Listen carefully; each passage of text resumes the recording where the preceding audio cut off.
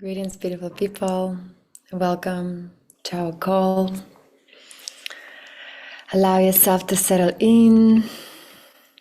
Just take a moment of thanking yourself to do of all the million things that we could possibly be doing. Eating, sleeping, scrolling on Instagram, responding to some things. We're choosing to spend a couple of hours of deeply connecting to our divine nature and of learning how we can actually master this divine vehicle called human body and to activate our energy in the highest capacities. So just thank yourself, pat yourself on the back, say good job, love. Thank you.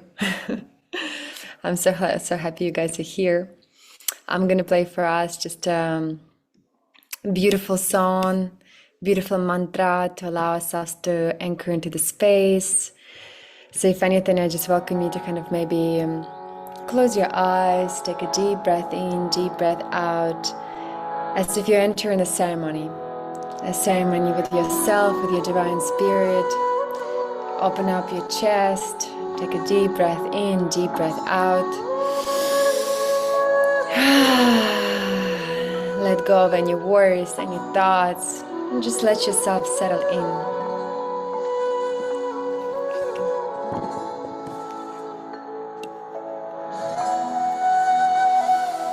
Maybe just rise the hands into the sky, kind of like the birds.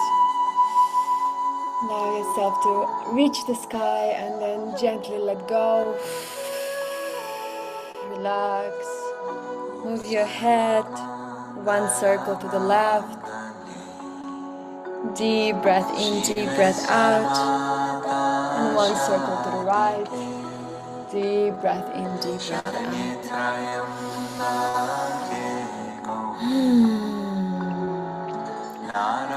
Allow yourself to just take another deeper breath in into your belly. Deep breath out. And from this space, allow yourself to gently open your eyes. And I will share with you a little introduction. And from that space, we will dive into a journey today. But before I do so in detail, I would love to hear from every single one of you, if you feel inspired to share where you're from, what inspired you or excited you about the title today, Introduction to the Awakening of our potential, of our life force, of our Kundalini, and what is your current level of experience and knowledge so far about this topic? Experientially, but also maybe knowledge-wise, wisdom-wise, what maybe have you heard and you would love to understand deeper. So please share in our chat box. Also, I welcome you all. Turn on your cameras. This is really, seems like a subtle little thing, but truly when we turn on our cameras and we see each other, we enter into this ancient technology called circle. And even though we're all over the planet right now, and please write your name, where you're coming from, what are you excited about, how are you feeling? Yes, what's the level of knowledge of Kundalini Yoga? And we will just tune into each other. And then from that space, dive into a journey, a ceremony. And I'll just read some of your comments out loud. Connie from New Jersey, John Clark, Zero Knowledge. Callie, Zero Knowledge from Washington State. Maria, hi from Sweden. It was time to do this today. Beautiful. Callie Martin, excited to be here. Thank you. Thank you so much, Callie. Inger, Norway. Beautiful. Yeah, guys, and also feel free to share how do you feel, even maybe energetically or soul-wise. Say, hey, I'm feeling a little tired, or I'm a little heartbroken, or I am excited, or I'm aroused from just the thought of my Kundalini. Whatever that may be, feel how you feel, share how you feel, because that's also a big part of it, And based on how you feel, I'll share with you guys specific practices to nourish it, to embrace it, and to use it as a manure for the awakening, Like often we humans judge our feelings or sensations so positive and negative or good and bad. But energy-wise, there is no good and bad. It's just energy.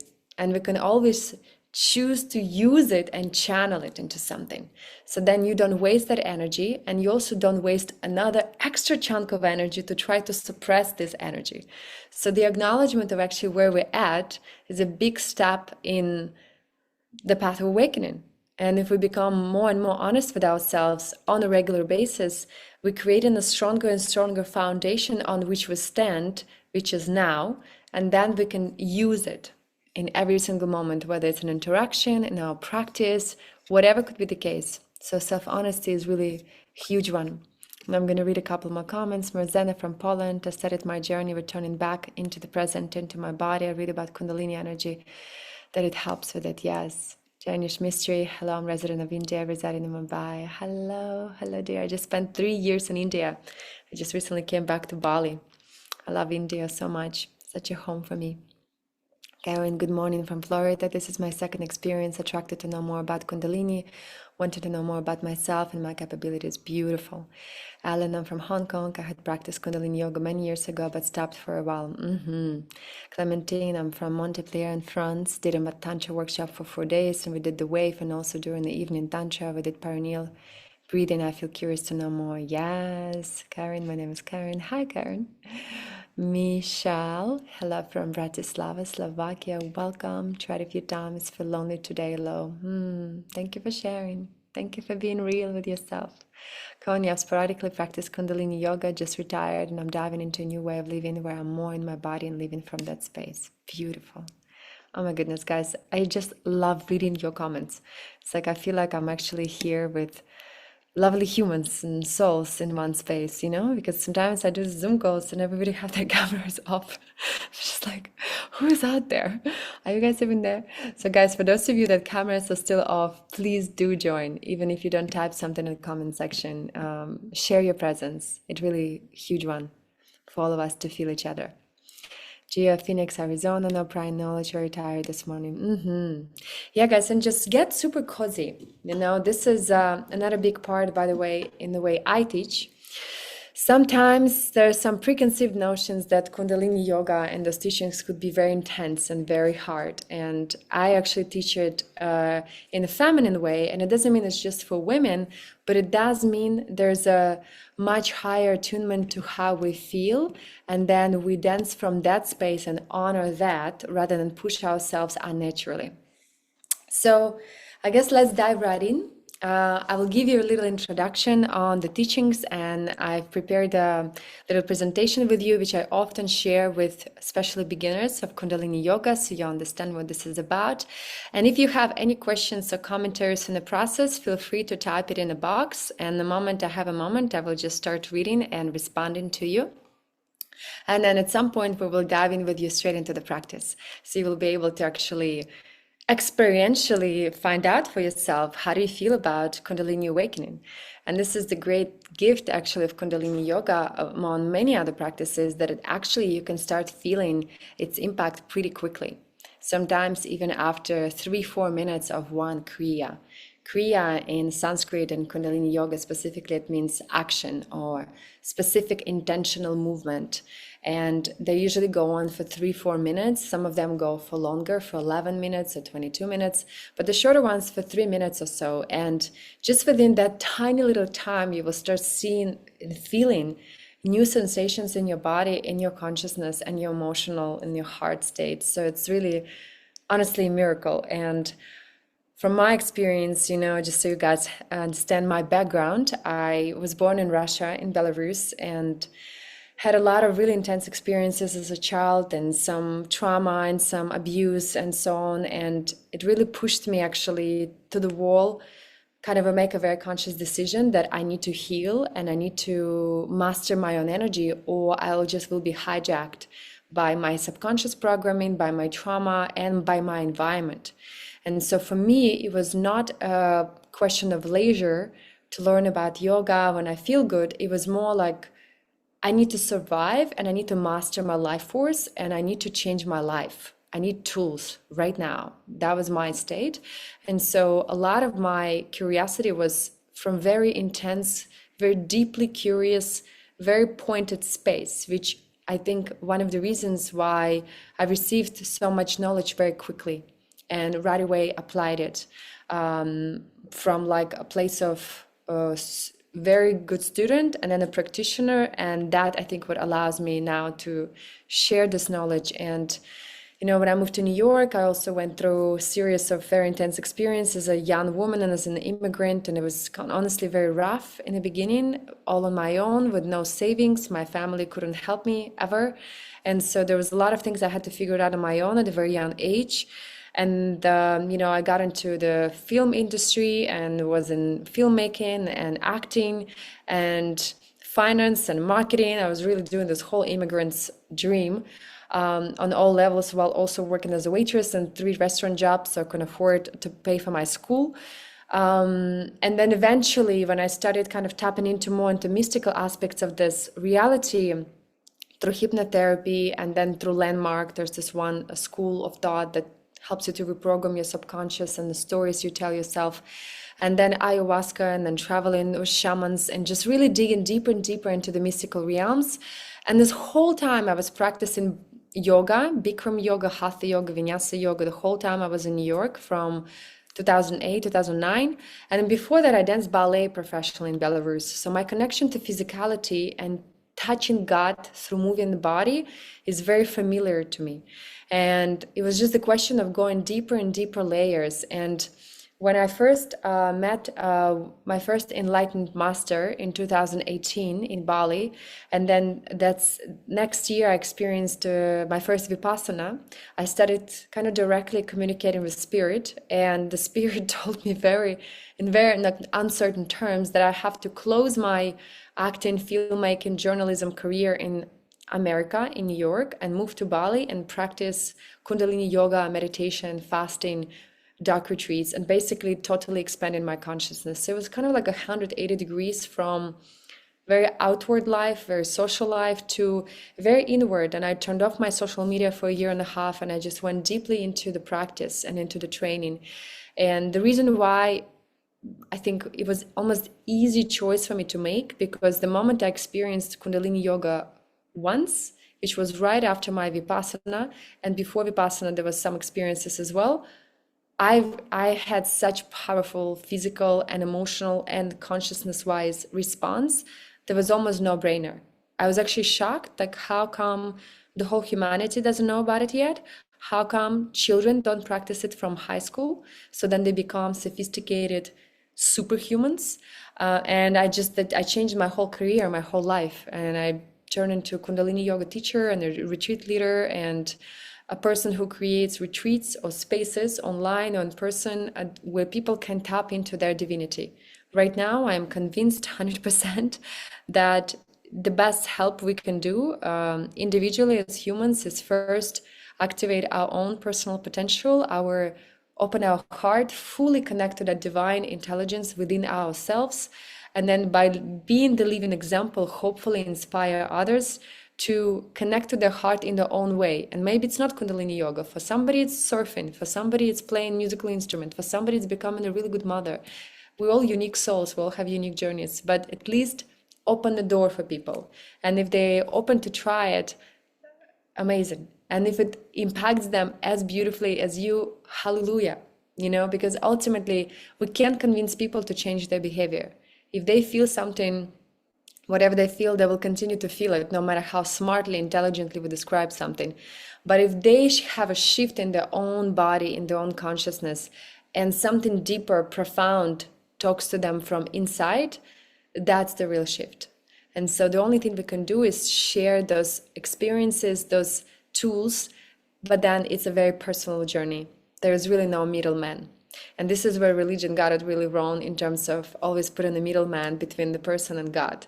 It's an incredibly personal, deep experience. And so, yeah, I completely changed my life in 2020 when Corona began. I moved to Bali and entered into this very intense, rigorous practice for 6-7 hours a day. I was waking up at 3 a.m., driving for 30 minutes to Yogashala and practicing from 4 a.m. till 10 a.m. religiously every day. And then I combined it with Vipassanas, which is basically 11 days in complete silence. And I've done like 4 Vipassanas just in that year, and then fasting for 11 days and 20 days and almost 30 days, and then sitting in dark retreat, which basically means you sit alone in a room with no shred of light. So then your pineal gland can open up. Why I'm telling you all of this, it's been a deep, deep, deep, deep journey within and the experience of it. So just so you understand, I went not maybe as far as one can go. I'm sure there's many ways to go, but as intensely as I could within this time frame that I had.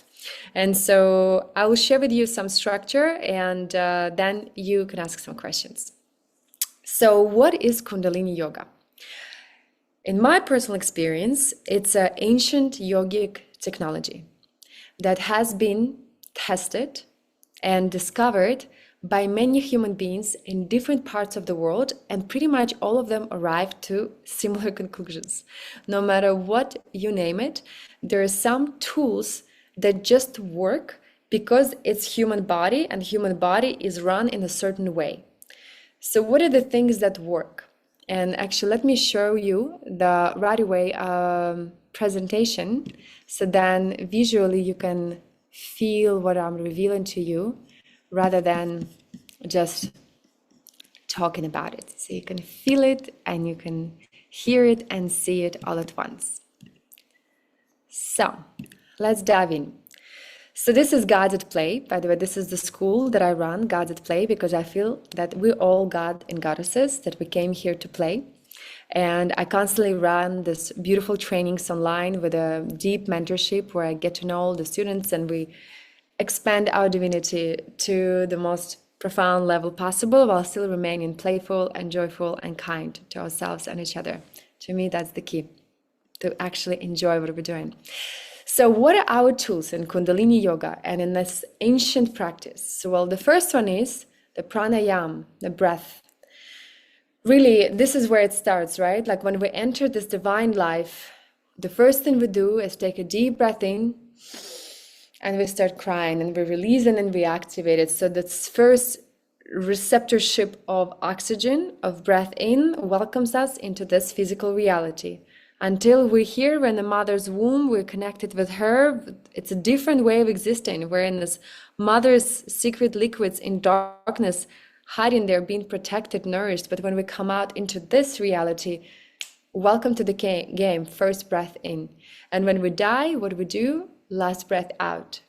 And this is how we exit, at least this reincarnation, if you believe in that, this particular mid-suit game. And unless you get totally enlightened and fully control your physical capacities of transmuting and shifting into anything you want, it's pretty certain that we all have a limited amount of time on this planet. And so the question is, how would you like to use it?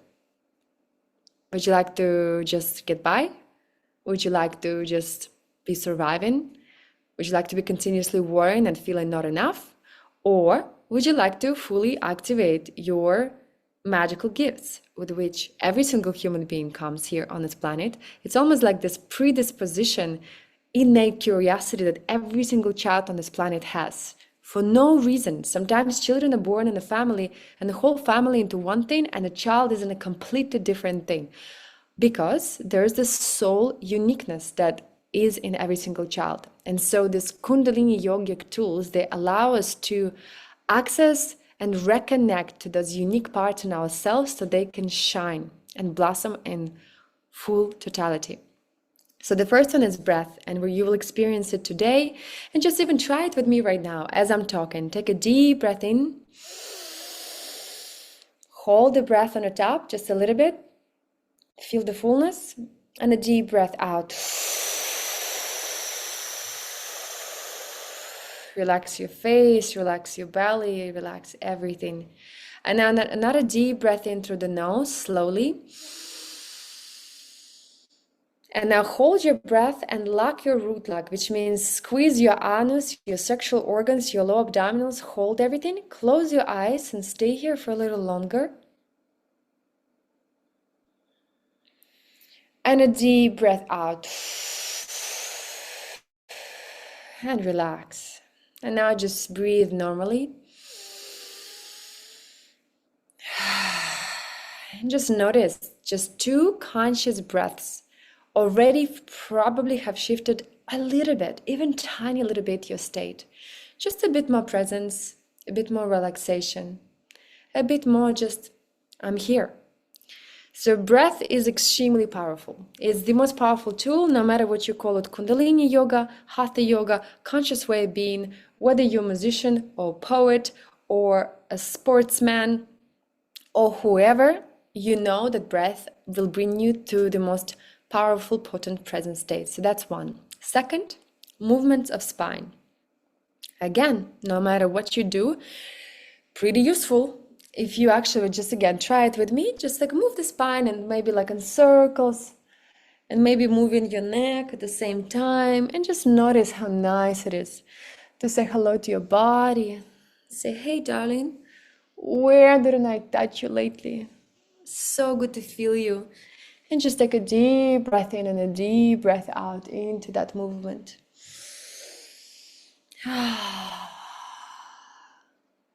And just acknowledging that, wow, this is my vehicle, this is my machine. My soul chose to come to this game of life, and it chose to experience itself through this particular meat suit, through this vehicle. So why don't we just acknowledge it and thank it, and maybe again rise the hands into the sky, stretching a little bit one way, opening up our lungs, our diaphragm. Deep breath in, deep breath out, and then moving to the other side. And again, deep breath in, deep breath out. And then maybe gently putting it backwards, opening up our chest, and deep breath in, deep breath out. And then gently coming back, settling. And just again, notice how do you feel when body just moved a little bit. Probably the breath is a little deeper, probably just a bit more kindness in our system just because we exist. Just a bit more relaxation. So this is our second one, super tool. Sounds simple until we all put it together.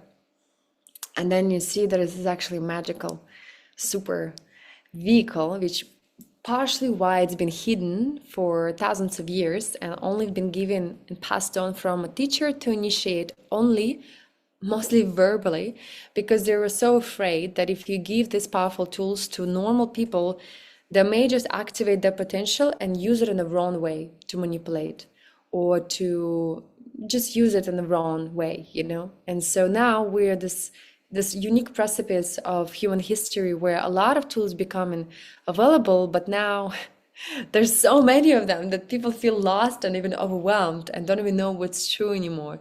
So there's this funny game playing out, and the gift is we do have access to this knowledge, and truly it is my such great honor to share this with you here today.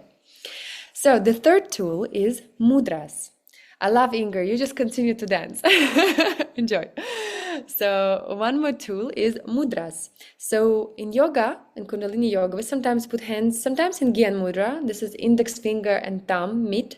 This is how you balance your sympathetic and parasympathetic system, your right and left brain. So basically what you're doing is you're unifying your masculine and feminine energy, and you enter into the harmony within yourself. So for example, if maybe you've been pushing lately too hard and your system is exhausted and you know it, when you hold this mudra, even for 5 minutes, you will just arrive into natural conclusion. It's time to relax a little. It's time to soften.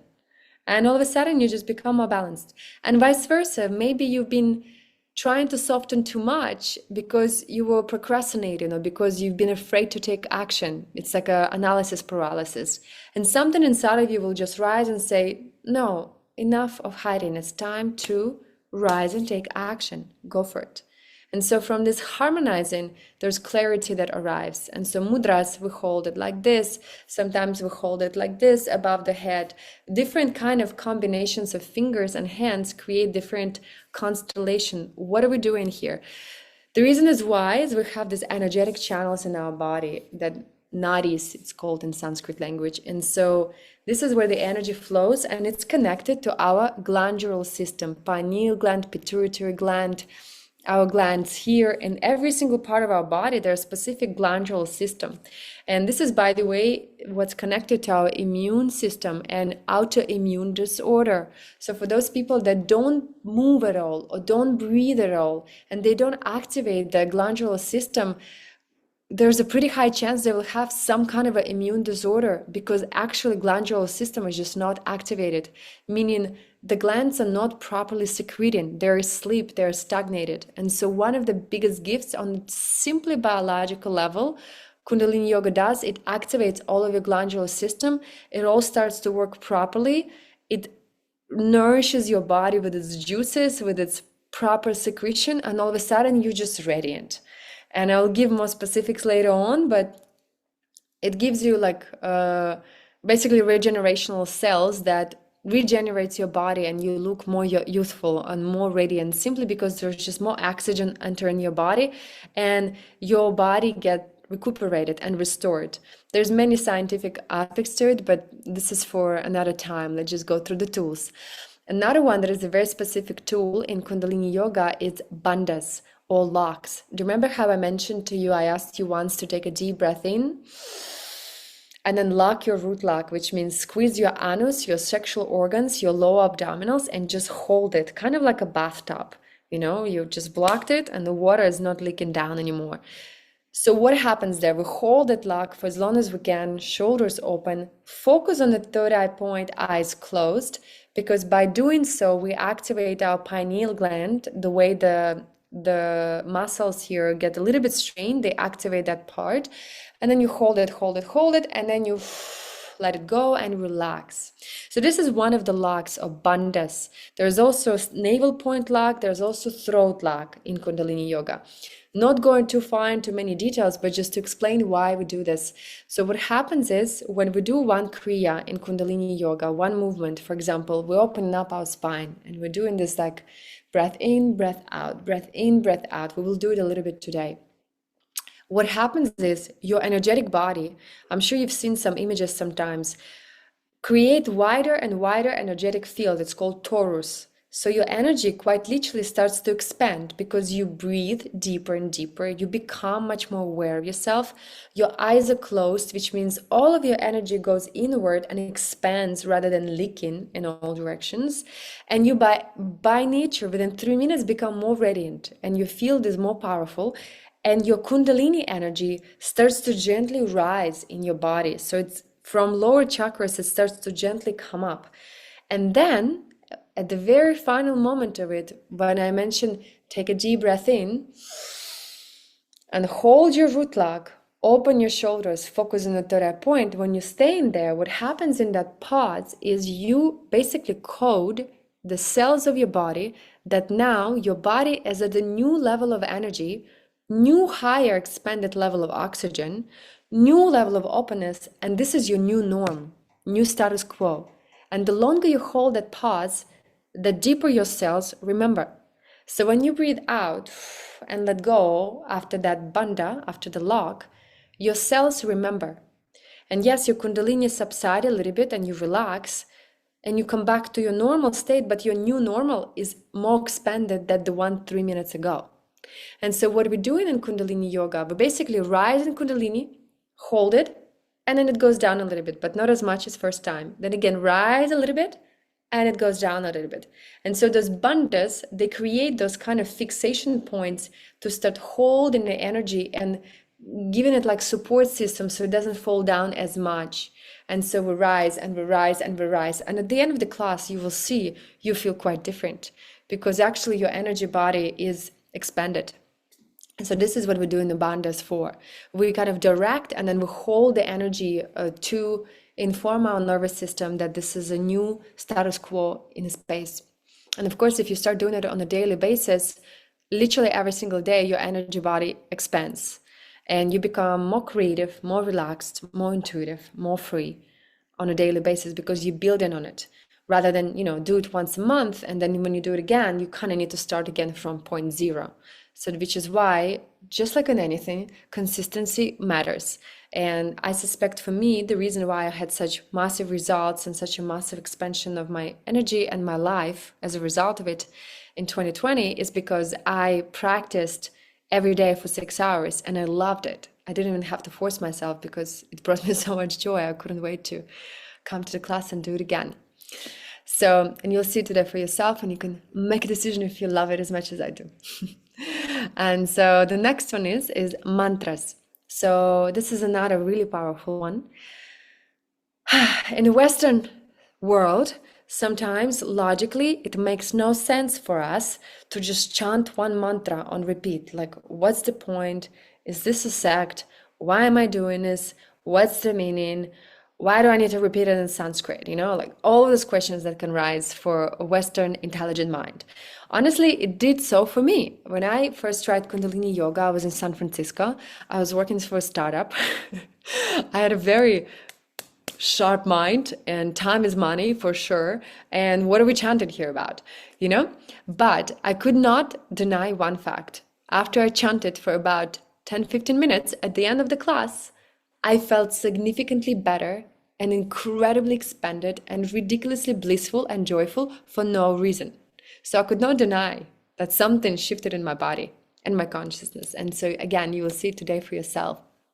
So what does mantra do? 3 things. First one, it basically allows you to bring the concentration of your attention into one place. Because you know, today we're so bombarded by so many egregors that attempt to take our attention.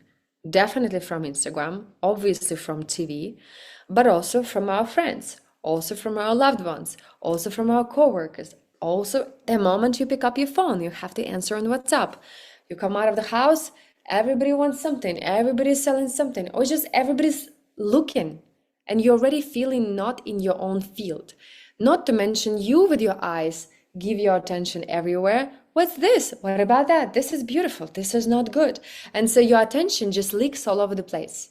And so that is the precise reason why a lot of people have no energy, right? Like some of you wrote, no energy, low energy, because it's been given to everything but yourself. And so when we close our eyes and start chanting mantra, we literally collect our attention back to ourselves. How?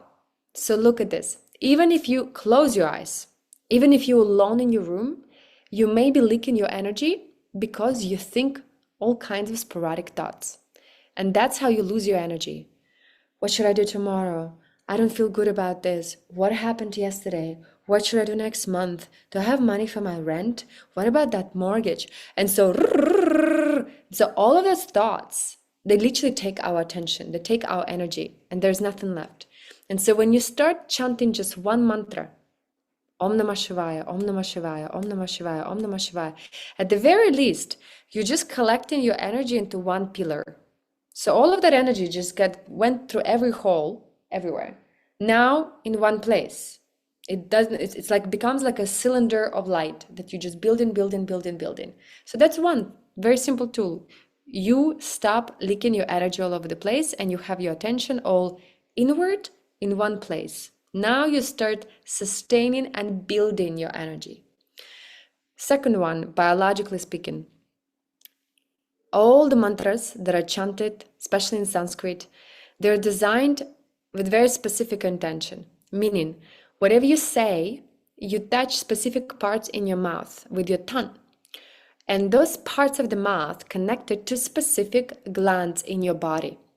So our glands can start secreting when you tap in them. So the same as like with sexual organs, if you, so to speak, frequently tap them, at some point there's a buildup and the orgasm. And we all know, or most of us probably know that feeling. So the same happens with our pineal and pituitary gland, but the tapping happens with your tongue inside of your mouth. And so when you say har, har, har, har, har, there's the one receptor that just keep touched, and at some point, explosion happens, and it feels as warmth, or it can feel as a wave of bliss, or it can feel like tears just putting down your face for no reason, or it can feel like actually sweet taste in your mouth because some of the regenerative cells in our glands in our head actually produce specific juices that actually start tasting sweeter, and you can actually taste it in your mouth. I've experienced it. So basically, what we're doing is we're biologically activating our glandular system by chanting. Not to mention, when you chant, no matter what, even if you just speak, why a lot of people like to hear themselves talk? Because it's been proven scientifically that our own voice heals us 40 times more than any other sound on the planet. So if we sound, it means we exist. It's reaffirming to our cells. So when you chant something and you use your whole body, your whole apparatus, your throat, and you project, you actually heal your cells from being frozen. And sound just vibrating through every single part of your body literally, quite literally, shakes your system, and you start to feel more alive. So any parts that have been stagnated or stuck or just confused or frozen, maybe from exhaustion, maybe from trauma, maybe from fear, now get kind of lovingly shaken off, and you start to feel again. And this is where the beginning of aliveness begins. So this is the second thing with mantra biologically. It activates your whole glandular system and activates your whole body. Last one, of course, my mystical one, is that depending on what mantra you're chanting, you're activating specific energy, specific meaning or deity that that mantra represents. And then you connect to that energy so deeply that at some point you become it. You know how they say first there was a word, it's this very biblical meaning, but in many traditions it's the same, it's the logos, it's how we create worlds by using words. Everything that's right now exists in our created by humans reality first was just someone's thought, and then somebody put it into word, and then they put it into actions, and then the thing was created. So what we chant in our mind, and overall any words we use, we have to be very careful what actual words we use. And it's been already proven also scientifically that words are actually their thought forms or their entities, and those entities connect to our energy body. And there's let's say friendly or loving or well-wishing thought forms that wish us well. It's in the form of kind words, loving words. And they're entities that are kind of like malefic in nature. They don't wish us well. And those are the curse words, and those are the darker energies, and they thrive in your misery. And so it's extremely important to be picky about what thoughts you think. Before we even get into the whole mantra thing, even the words that you say to yourself on a daily basis, like, I'm so beautiful, or like, I'm so lucky, or vice versa. If you say, this is always like this, I'm just so stupid. Okay, well, congratulations, that's your mantra. You just coded your reality with that. Would you like that? Because you just send an order to the universe that what it is. And the universe, it's very impartial. It will act on your order, whatever the order is. So the question is, what thought forms are you agreeing to co-create this reality with on a regular basis? And some mantras, I would say, it's one of the most powerful, well-wishing entities that you can dance with and create this reality with. And if you connect a specific mantra, specific deity, like for example, I just made example Om Namah Shivaya. Om Namah Shivaya means I bow to the Shiva consciousness. I bow to the consciousness of this reality, basically to the God form itself. And for a moment, when you first chanting it, you're kind of trying to connect with it. But after 2, 3, 5, 6 minutes, you cross the threshold and you enter kind of like almost like a trance mode of chanting. And then what happens is, it's not you who chanting the mantra, it's the mantra that's chanting your body. And you forget your personality for a moment, and you become the vibrational field that vibrates that frequency. And all of a sudden you become the embodiment of God, because we are that. We're all sparks of God. Just some of us forget it, some of us resist it, some of us don't want to believe in it, and then they leave a much smaller version of it in this reality. But some of us may experience the totality of it, which is why I so excitedly, with so much joy, share with you those tools, because they really are incredible. And so this is what the mantra does. Then another one is a drishti, focused gaze. Basically, it means where there's a saying, where your attention goes, your energy flows. So in Kundalini yoga, we focus our attention upward and inward. So a lot of our practices we do with eyes closed, and we look upward and inward. So it looks like eyes rolled up. Why are we doing it? As I shared earlier, the muscles of the mind get a bit like of the actual face behind get strained, and they kind of like activate the actual pineal gland and pituitary gland. And so it starts to happen, they start to get activated. And so all of your attention goes into here, and all of a sudden your intuitive guidance, your capacity to see beyond the obvious in the much more subtle realms, all of a sudden expands. And so it's extremely important where is your gaze. And that's why what I said in the beginning, if your eyes are open, those are really nice tools. But if your eyes are open all the time, you basically leak your energy all over the place all the time, which is why ultimately the meditation and keeping your eyes closed and just connecting to your divine intelligence is the quickest point to activating your consciousness. And so all of these tools that I give you, pranayama, movement of the breath, movements of the spine, mudras, bandhas, mantra, it's all the tools that help you to enter into such a delicious state of meditation that you don't have to try to meditate. You just naturally kind of fall into the meditation. And now you start feeling your divinity and your wisdom and your intuition without even trying. And that's kind of the point. And why I fell in love also with Kundalini yoga, because I've noticed when I used to try to meditate because I thought it's good for me, I just couldn't. I would sit and I'd think a lot of thoughts, and it was still kind of an unpleasant experience. And now I wasted an hour, and now I have to go and do my thing. And I didn't experience much. So I was kind of annoyed. I was like, so what is this meditation thing? And then, thank God, I was introduced to Kundalini yoga that revealed to me some techniques that can bring me into that meditational state. And now I can actually taste and experience what mystical aspect of meditation is when you connect to your divinity and start activating that full potential, which is ultimately what this call is about. So other two tools is visualization. Sometimes we envision kind of like a pillar of light, that we are the cylinder of light that is connected to the center of the earth, and the energy comes all the way from there, moving through our body and connected to the sun. So we're fully merged, kind of like with the feminine and masculine, mother and father, full matter and full non-matter in full totality, and we are that pillar of light. Sometimes we envision that there is a sun in our heart, or lotus, or flower, rose that's blossoming. Sometimes we imagine the light in our third eye, or as if there's something pulling out of our crown. Different visualization, it all helps. Basically what it does, it brings your attention even into a more specific thing, so you achieve much quicker results.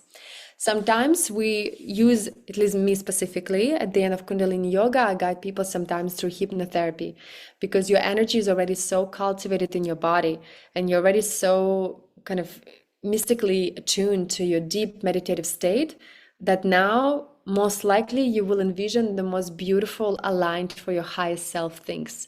And if you envision them in detail and you feel them and you live inside of them, even for 5 minutes, it's a pretty high chance that your subconscious will memorize it, anchor it, and then you will manifest it in your reality, because you just experienced on every single level. And so this is ultimately where the magician's tools are, or alchemy tools are, is just using your whole vehicle, your breath, your movement, your eyes, your attention, all of you, visualization, your mind, your sound, into one thing, all inward, and then you channel that energy wherever you would like to channel that. This is how basically it's done in a very quick explanation. And the final one that is extremely important is relaxation. And this is our feminine power. Again, not just in feminine as in a female body, but it's feminine in man as well.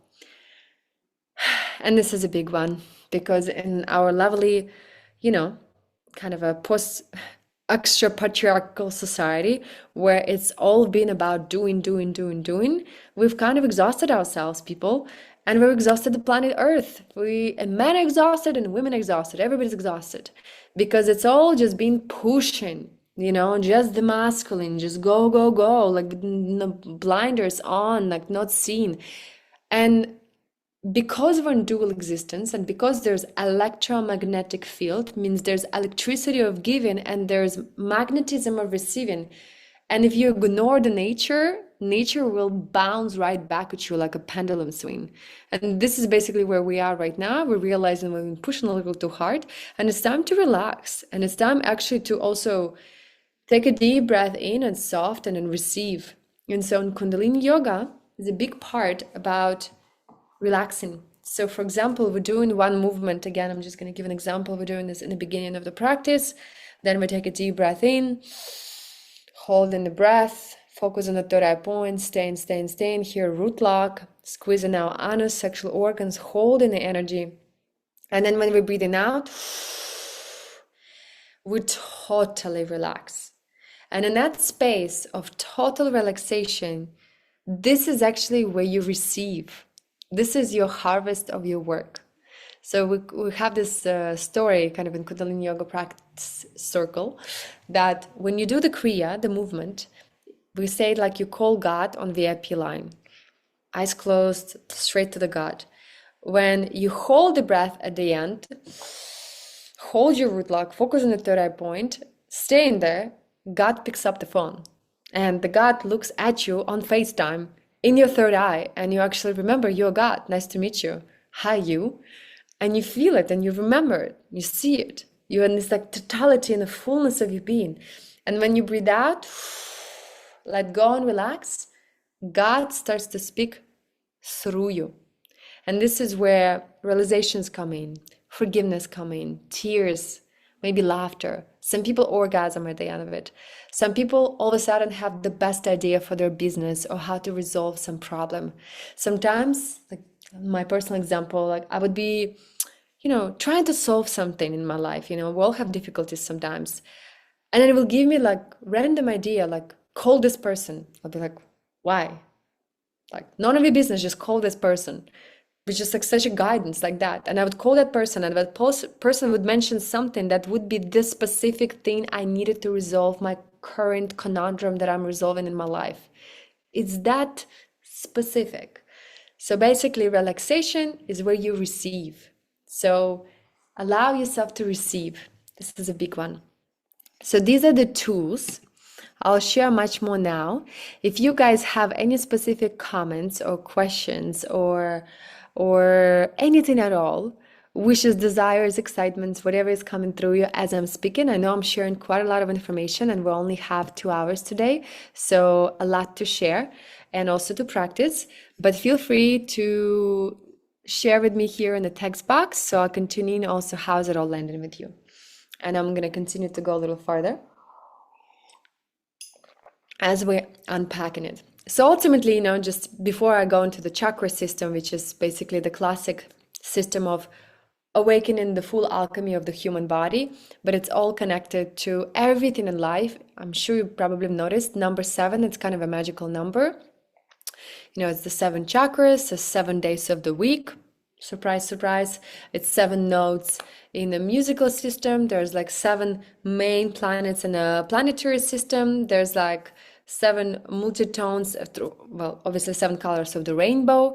There's a lot of 7s. And basically what it represents different layers of existence itself. And no matter what system you use, all of them are talking about exact same thing. The steps of evolution and embodiment into the totality of this game called life. And so this is how human body works, and every single part of the body or glandular system corresponds to specific energetic system or center called chakras. And it produces specific level of energy, specific emotions, specific sensations. So for some people, some chakras activated here and non-activated here at all. And for some people, it's the opposite. And so you notice they actually behave because of it very differently. So as you start unpacking your body, if you want to unpack it through Kundalini Yoga, you will start noticing it. And so I'll share with you a little more now from the perspective of emotions. So the root chakra is the base chakra. This is where humanity exists for majority. and this is where we kind of enter our life. This is the beginning. This is where Kundalini begins, and for majority of the people, it just sleeps there.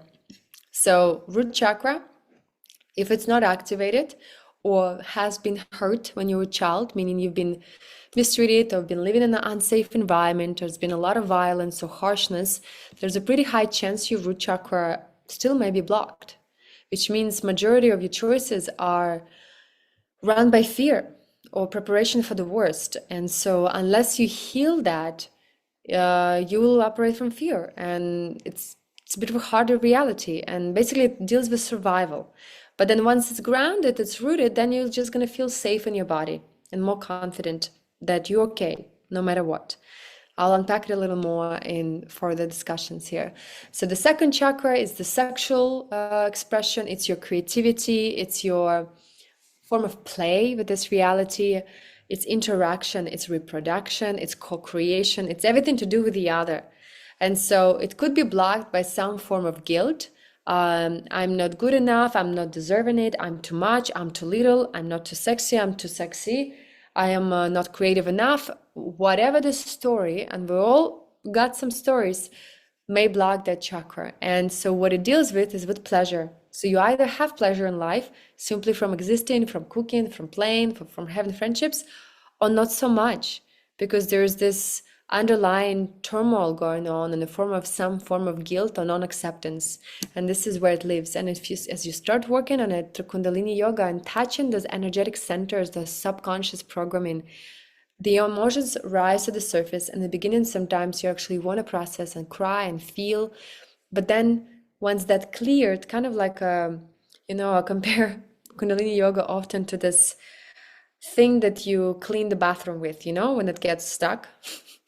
So in Kundalini yoga, if you clean your thing on a regular basis, you clear out your body, your energy body, out of gunk, previous old subconscious stories, previous trauma, and then it gets cleared, and now all of a sudden you're just joyful, relaxed being randomly. But of course it's not randomly, it's because your energetic body actually got cleared. And so I do Kundalini yoga pretty much every day, because to me it's like brushing my teeth. Like I just like to have clean breath, fresh air in my mouth.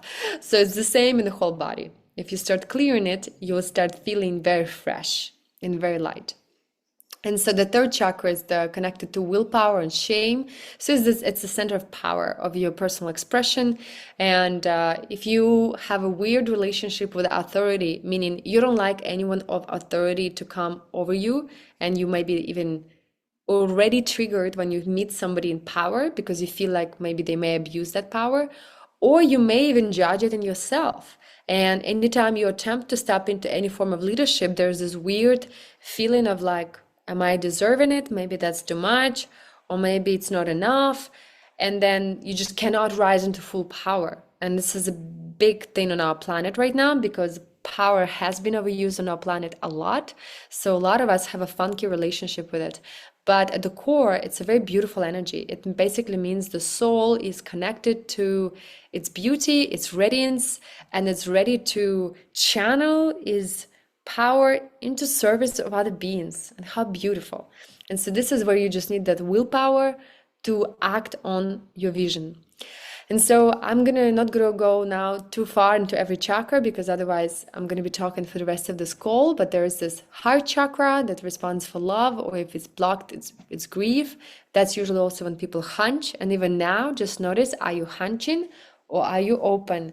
And if you're not so open, just kind of open up your shoulders a little bit and take a deep breath in and a deep breath out. Notice, how does it feel to breathe when your chest is open and you stand majestic, open with your heart into the world and say, hey world, I'm here to love. I am love. I'm not loving because of something. I am just a loving awareness. This is my natural state. It's a very powerful state when our heart is open and still has good boundaries at the same time. Third chakra, obviously connected to our speaking, to our expression. So if we're lying to ourselves, or if we're too scared to work on our fears, on our confusion, on our subconscious beliefs, we basically will be lying to ourselves, which by nature means we also will be lying to other people, not even intentionally, but creating confusion. And then when confusion rises to the surface, we have conflict. And so then there's this constant exhaustion of communication. And so until we become very honest, but also compassionate to other people's process and realizing it's painful sometimes to be totally self-honest and understand it's a journey, then how we deeper and deeper start to become an embodiment of truth. And in that way, our vocal expression becomes healing transmission. Every time we speak, we heal because we bring more harmony, more congruence, more clarity in the space, and that becomes healing and uplifting for all around. It's definitely a mastery to embody. And again, the more you work on those chakras through Kundalini yoga, the quicker it becomes. It's not by accident, it's like actually you consciously working on opening up those energy centers. And the third eye is the illusion. If your basically intuition is shut down, which is why, third eye opening, why we always look here to open up our pineal gland, because there you kind of connect to that cosmic intelligence that is beyond your little human mind ego. It's something to do with the big cosmic mind that starts giving you visions and ideas that are not yours, they're cosmoses. And then you start having this deep, profound insights that if you wish, you can put into action and then make them happen. And so for majority of the people, it's closed here. And so they're kind of an illusion or confusion or just in a very narrow mind of reality rather than an expanded one. And the final one, this is a total awakening of the human body when you let go of the ego attachment, meaning you realize you're not just this human body named Inger or named Marzena or named Karen or Luciana.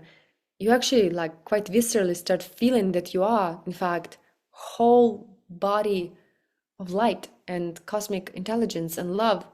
And this very moment, it's expressed through this limited human meat suit that is named this and that, but you're the totality of consciousness and you can choose how to play.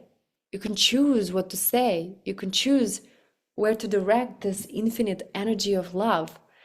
And so where that is anchored in your body, this is where the total ego disattachment happens and you start to become the cosmic energy in its totality. And this is what the enlightenment called, and this is where the true gurus that transcend all of the previous 6 energy centers totally and fully open them up, then the 7th chakra opens. They kind of say it's like a Swiss bank account. Until the first 6 combinations are correct, 7th won't open. And there's this almost a joke. It says there's a knot here, that there's different knots. First is the root chakra. You need to start opening it so Kundalini starts moving up. Then the next knot is in the 3rd chakra, before entering the heart. It's a big one. It's basically from ego, from selfishness, from 3rd chakra, 3D. They're now lately called 3D, 4D, 5D. It's actually chakras, just so you know. And so when you enter 4D, it's a big breakthrough. It means you move from me, because all first 3 chakras is me world. My safety, my pleasure, my willpower, my projects. It's all me. I want to care about me. So once you break from me to we, to heart consciousness, you become actually kind of a different species altogether. So there's this big thresholds, initiations, kind of gates that stand there for you to break through to make sure you're stable in that new level of energy. And so there's this lock here to break into the heart. And then the final lock is in the 6th chakra. And the lock is following. It basically says, until you start embodying this full insight of cosmic awareness, final drop is to drop your ego, meaning to even let go of the idea that you, person, did such a good job on awakening your body. And until you realize that it's actually not you who is doing it, but the God itself allowed you to receive specific tools, allowed you to have a cohesive enough environment around you to actually have time and space to practice, allowed you to have good enough health to do it, allowed you to have at least not totally sabotage an environment around you when you can actually have spaciousness to take care of yourself. Because a lot of people on this planet cannot afford even jumping on a Zoom call like this. majority of the humans, in fact, they're too overwhelmed, too stressed, too distracted, too in survival mode. Literally, for those souls, they don't even have access to it in this lifetime, which is partially tragic, but partially, I guess, that's their soul assignment for this time. And so in this journey, it's like joke. You have to do some work up until the seventh chakra to purify and awaken all of your energy centers. But once you do, you have to let go of the idea that you're the one who did it and actually let the God take the steering wheel. And once you surrender and just serve and become like the embodiment of this divine grace that kind of guiding you wherever you're useful, and you just serve people from an open heart, that's where the switch may happen, and they say grace touching you. God just says, okay, opening up the floodgate, you surrendered, here it is. But it's not because you did anything, it's because you stopped, in a way, grasping. So it's this funny thing. In one way, you're doing a lot of work actually to purify our body and consciousness and become carriers of high virtues, and this is not a big part about this practice. You can't fully awaken unless you also honor the code of conduct, meaning don't kill, don't steal, don't curse, don't hurt other beings. Learn how to practice, learn how to keep your house clean, learn how to honor other beings. There's a lot of virtues that have to be unpacked along the way for you to embody higher and higher level of energy. So you kind of like can't fool the system by saying like, oh, I'm just going to practice Kundalini yoga and here will be total asshole and mistreating other people. You can't fool the source. It all comes together in a one cohesive holistic system. There's other part of the teachings which here I won't mention, but I use also another system in Kundalini yoga called Jinkies. It's a very powerful system and based on human design. If you guys curious, you can just go on jinkies.com and receive your free profile, which will look like something like that. And you can read about it and learn. It's a profound system that combines astrology, I Ching, biology, psychology, mythology into one system. And it gives you your unique kind of a blueprint, soul blueprint, which you can study and understand yourself much better. And it's also connected to our chakra system. This is root chakra, second, third, fourth, fifth, sixth, and seventh. And so in my trainings, I added to it so you can really learn about uniquely yourself while you're studying the mystical things. And here I kind of just very briefly run through just so you understand how I share the teachings. This is, for example of the root chakra, when we understand it from what does it mean from Sanskrit, Muladhara, the root foundation. Where is it located in your physical body? For men and women, it's specifically different. What planet it represents, and I go into the meaning of it. What plane, physical, emotional, astral, mental, and so on. What sign in astrology? Here it's Aries. What color? Because it goes through colors of the rainbow. What element? Earth in this particular case. Sometimes it's fire or water or air or whatnot. Day, Monday. So you see, we really start connecting the threads and start seeing all of the systems pointing at the same evolutionary truth. And as you move through each level, you understand it deeper and deeper and deeper. Sound, if we're talking about musical notes, it represents C note. When it's unhealthy, you feel fearful, ungrounded, unsafe in your body and in the world. When it's grounded, you feel safe, stable, and secure. There's also archetypes that are associated with each chakra. So root chakra is the inner child and parent. So until you heal your inner child safety or instability that like you experienced at the young formative ages, it's pretty hard to go to the next level. It's like, if you're still a child, how can you go into sexual energy? It's almost just unnatural, And so a lot of us are children in adult bodies, meaning we're still feeling actually quite scared and quite unsafe and unappreciated or unwelcomed in the world, but we're already 30, 40, 50 years old. And so it's extremely important to heal that part within us and hold it and give it love. So if you feel like it, we can maybe do it a little bit today as the final practice of hypnotherapy at the end of our Shavasana. And there's also sense in a yogic sense, like smell, eyesight, and so on, parts of the body that are responsible for it. It's a whole system. There's a god and goddess that we welcome to embody. So anyways, guys, it's a pretty massive system. You know, here I'm just kind of jumping through for you to just experience it. Yes, and I'm just gonna write down the website. So genekeys.com is for those who would like to understand and get your profile. It's not my teachings, it's a teaching of Richard Rudd. He's one of my favorite teachers, mentors. I've encountered his teachings around 8-9 years ago, and it massively expanded my reality. And if you guys want to look into my website and the courses and the teachings that I share there, then you can go to godsatplay.com. So it's kind of all there for you to take a look. And just since I'm already typing, I'm going to write my contact information. If you have any questions and you just want to reach out to me and ask anything at all, or schedule a discover call, or just find out about these teachings more, you can write to me at aliciana@godsatplay.com, or on IG, it's just aliciana.ra. And so then I'm finished with this communication. Thanks. So you guys have that. So I know it's a lot of information, and honestly, I can be going about this forever, but I want to open the floor for a little bit and just ask, how's this, guys, landing with you? Is this clear? Is this interesting, non-interesting, confusing? Want to understand this part more?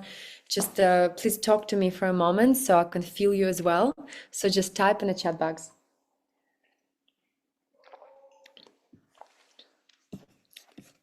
By the way, there's not a very powerful visual structure that I have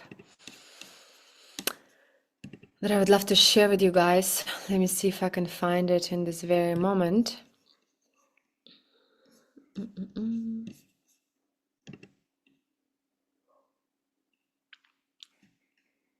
Wonder, is it home?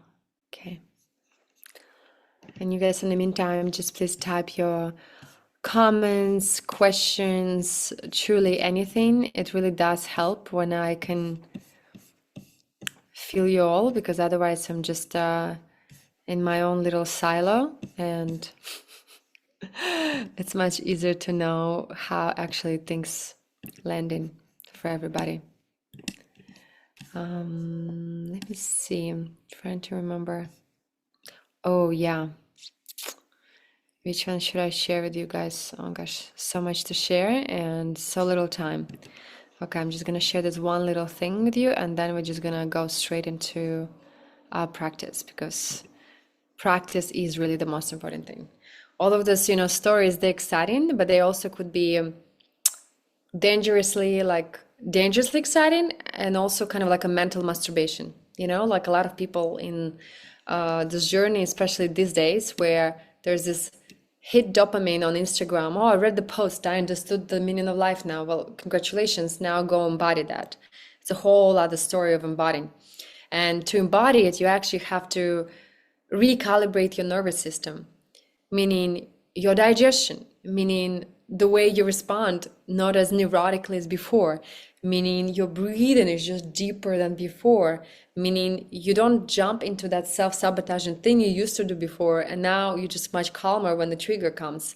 Those shifts in the nervous system, this is really the practical signpost that actually your body is becoming more conscious, more aware, and you actually are awakening. Just talking about all of this doesn't mean that much. So let me just read the comments. Okay, presentation is really great. Beautiful. Yeah, a lot to take in. Yes, it is. Interesting and resonates a lot. Unfortunately, I have no more time to stay to full hours. Yeah, we're actually, guys, going to send you the recording. So for those of you that really want to watch it, you can watch it. Also, just to share, I will announce today 55% off on my main training, godsatplay.com. And I will give you guys the coupon that I've created today. What did I name it? I name it Awakening, which gives you 55% off. So just so you know, if some of you are jumping out of it now, and then you can go on my website on Gods at Play full course and type it in, and you'll receive 55% off. So, And in addition to that, I will be given Zoom calls where you can also ask me any questions and kind of keep you accountable, so you don't just practice alone online. You're actually in communication with me and feel like you're supported with community for 8 weeks. So it's a really proper full-on training and journey that is much easier to do when you're totally on your own. So if you guys are curious, I'll share more, of course, at the end of the call, but just so you know, it's there. Okay, I'm just gonna read the okay, sounds like it's all landing. Beautiful. Happy. I'm happy that it's landing. Yeah, Joe Dispenza. Yes, it's actually funny with Joe Dispenza. It's funny that you mentioned, because I've always been joking that Joe Dispenza kind of teaching a little bit similar thing, but he will never use those esoteric terms because it just ain't gonna sell as quickly to specific like form of thinking in our society. So he uses always the scientific, biological, almost logical terms, which makes sense to a degree, but then also missing out on some parts. Because some parts are more magical when we exactly tap into the unspeakable and mystical and feminine and surrender into it rather than just try to do the thing. And so this is where I've been geeking out on, but in a feminine way. Yeah, guys, beautiful. I'm happy it lands. Amazing. Okay, I'm going to share with you one more visual, which is truly powerful. And for you to also understand and to feel the profundity of the lineages and the teachings that I'm sharing with you today in practice. And honestly, it's infinite.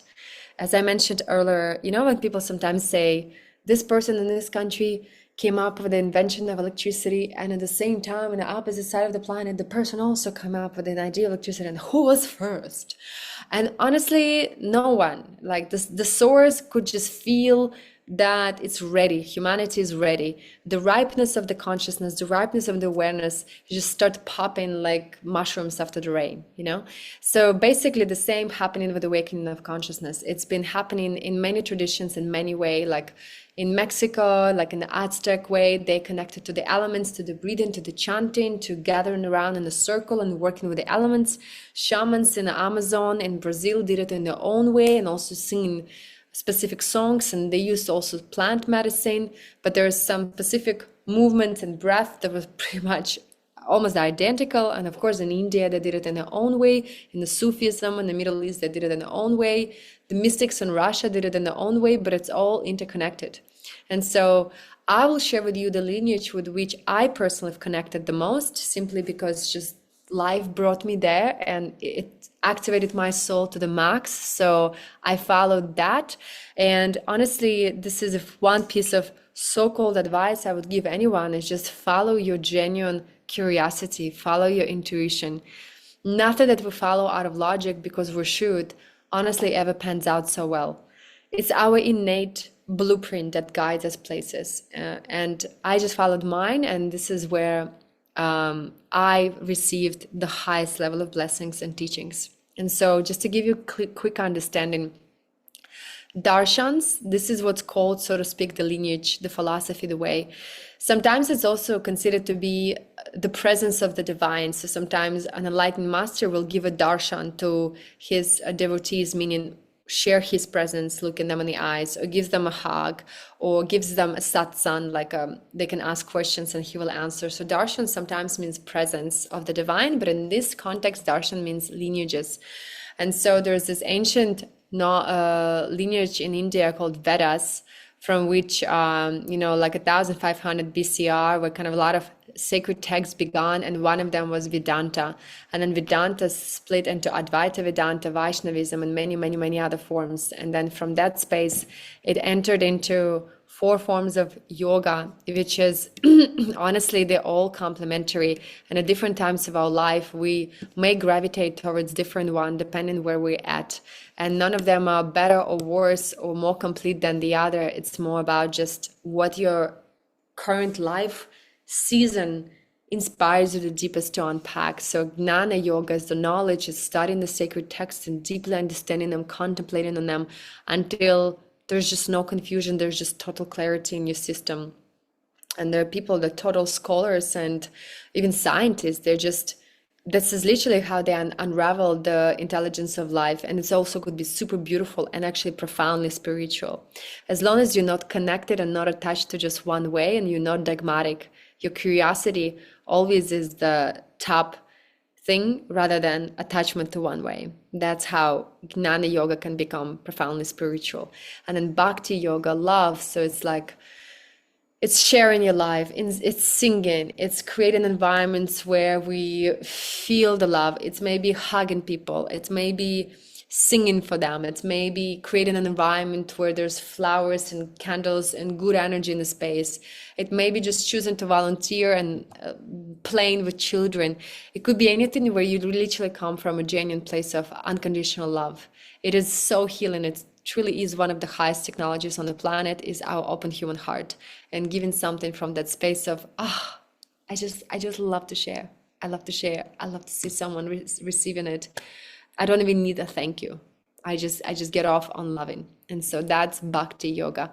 And then Karma yoga is that selfless service that in some shape or form could look like Bhakti yoga, but sometimes it's a bit hardcore. So sometimes it's like people intentionally go into environments that are hard, and they do it because they know it's good for their soul evolution, to challenge their ego. Like, for example, I stayed in the ashram of one enlightened master, Amma, who's the Hagen saint in India. And one of the first things they do when you arrive to the ashram, they assign you sevas, meaning selfless service, every day, at least for 2-3 hours, but ideally 2 sevas, meaning for 6 hours. And in the beginning, they give you like the worst sevas, like cleaning public bathroom, like cleaning some stinky, horrible materials clothes, or like cleaning the like cow's poop, like just some stuff when like the human ego is like, no, I don't want to do that. But then, okay, but then someone still's got to do it. The ashram needs to continue to operate. And literally the whole ashram operates on human kindness and willingness to share themselves. So this is where Karma yoga is, and Raja yoga is the meditation where you kind of go to the root of things. And this is where Kundalini yoga comes in. And then there's another line, Kashmir Shaivism, that kind of celebrates the non-dualistic approach. It's a very deep teaching. There's no time to share it right now, but just so you know, it's a part of my training. And then there's Ashtanga yoga that goes through all the levels of awakening of human body.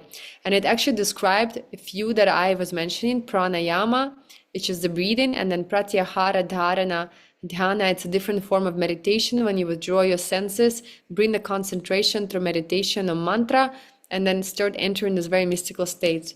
And first 3, yama, niyama, asana, it's code of conduct, what to do, what not to do as a practitioner, and what to carry as your posture. Not just asanas, like yoga asanas, but how do you carry yourself on a daily? Is your spine straight? Is your shoulders open? And carry it on a moment by moment. And really, guys, notice when we are hunching, this is how you collapse your life force. And I welcome you to watch yourself and continue to bring yourself up, because this is where the majesty of our spirit comes, when our posture is majestic as well.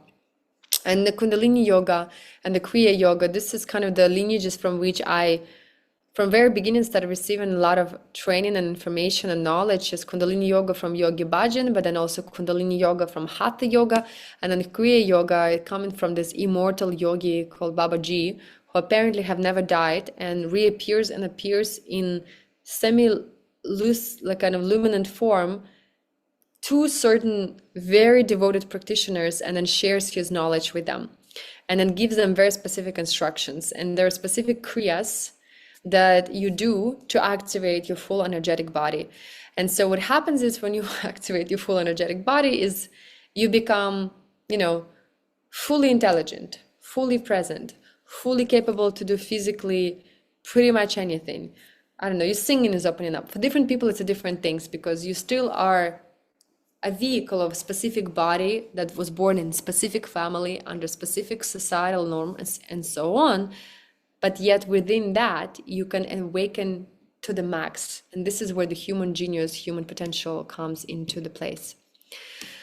So this is, it's a deep, guys. Okay, somebody asked for the website again. I'm just going to type it here. And then we will begin our practice. So then you can actually experience what I'm talking about, because otherwise, what's the point? You can only talk for so much, but really the practice is where it's at. And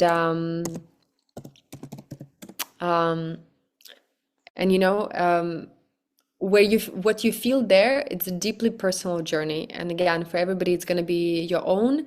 And I welcome you at the end of it. If you feel like it, you can share how you feel, or you could share your insights, or just allow yourself to linger in the space and be there and witness yourself.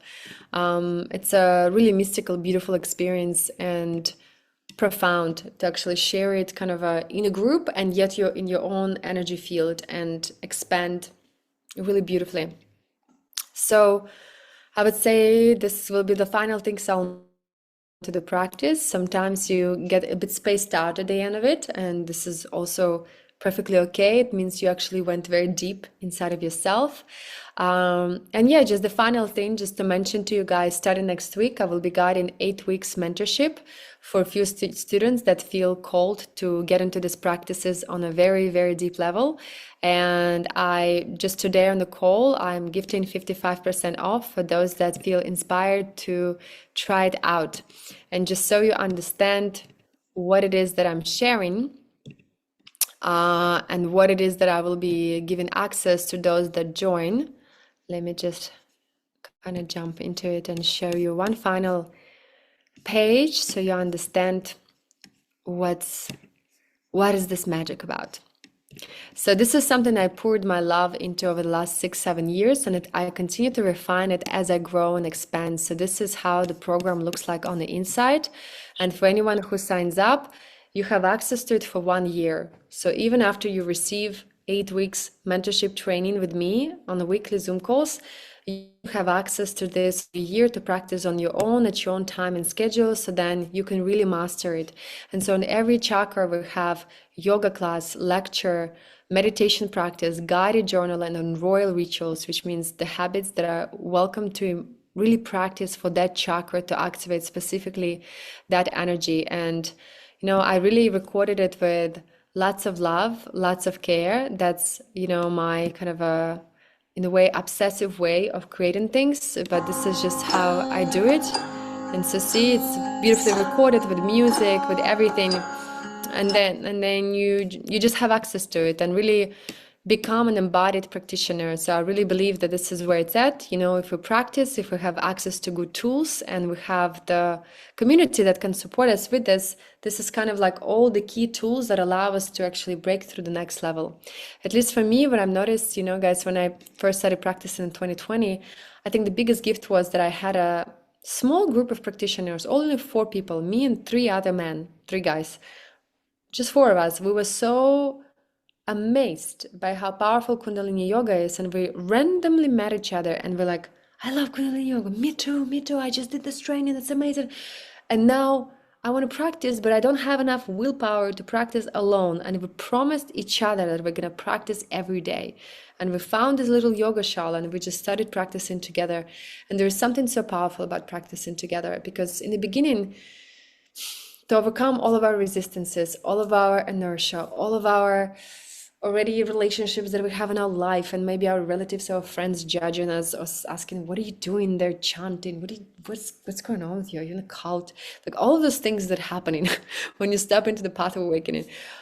It's so much easier when there's people that understand you, that get you, that are on the same path and support you, cheer you. And basically this is my favorite thing, that I just love sharing with people.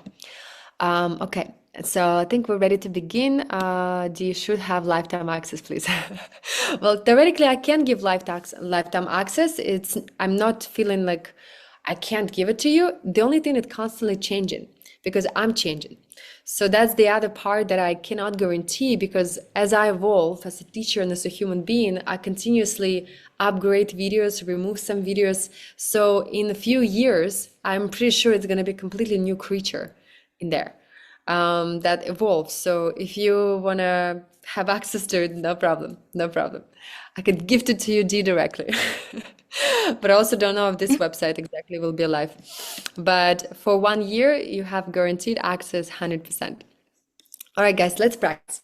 So I welcome you to get very comfortable. And the way we're going to do it is you settle somewhere. It could be a yoga mat, it could be a floor, and settle on some kind of a pillow that gives you structure for your back to be supported. So you're not kind of slouching, you're actually sitting up straight.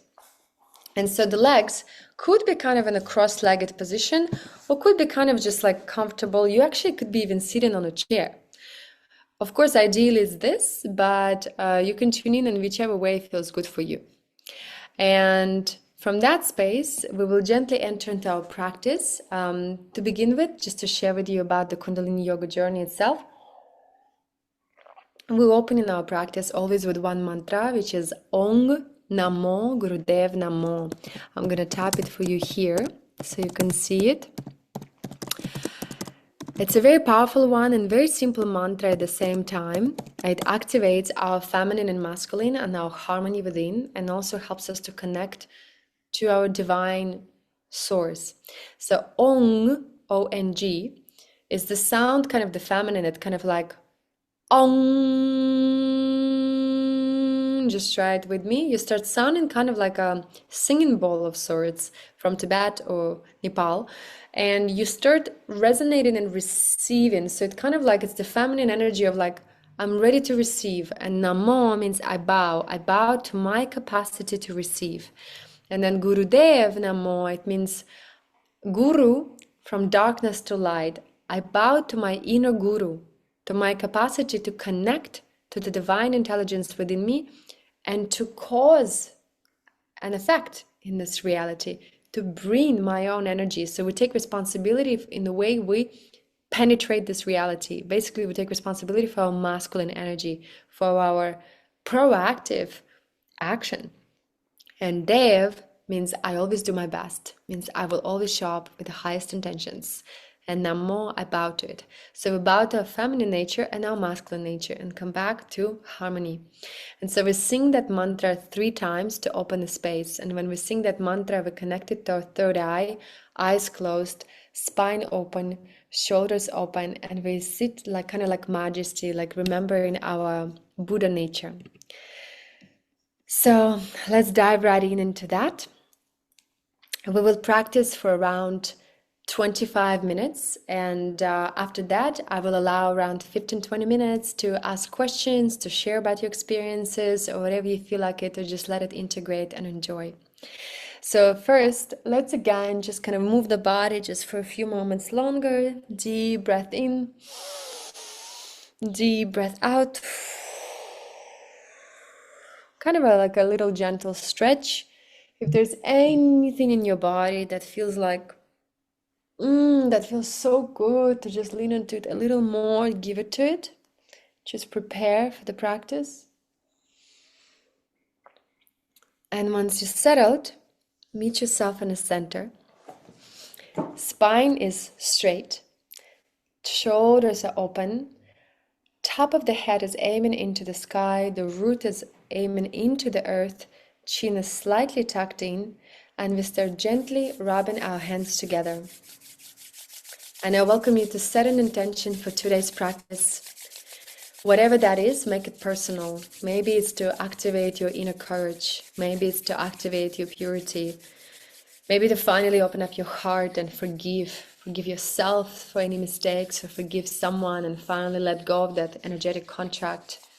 Whatever it may be, just set that intention. May this practice be beneficial to you and to all beings. And then press palms one against another in a prayer position in front of your heart. Eyes are closed, focus on the third eye point. Take a deep breath in through the nose. Deep breath out, relax.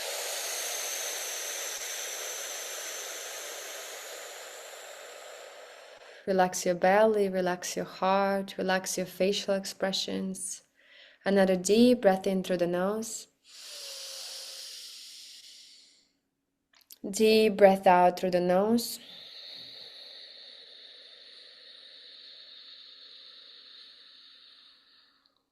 And now deep breath in, and we chant the mantra 3 times with me. Deep breath in.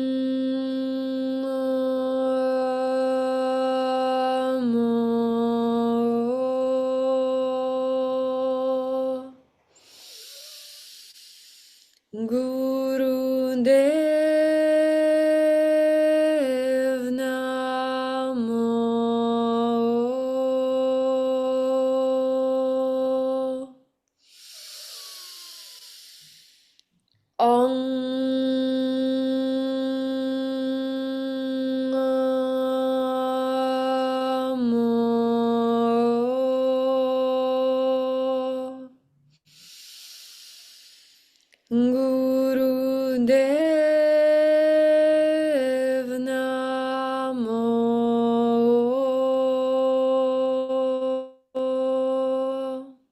Deep breath in. And now hold your breath and lock your root lock, which means squeeze your anus, your sexual organs, your low abdominals, hold it. Open your shoulders wide, focus on the third eye point with eyes closed and stay here. Majestic, present, full of presence, full of air, full of love, right here in the center.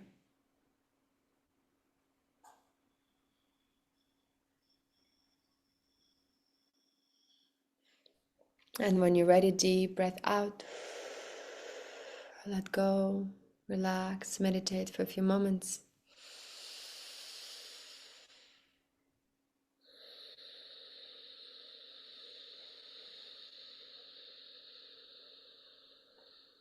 And just notice your sensations in your body after just simply chanting 3 times the mantra and now completely relaxing.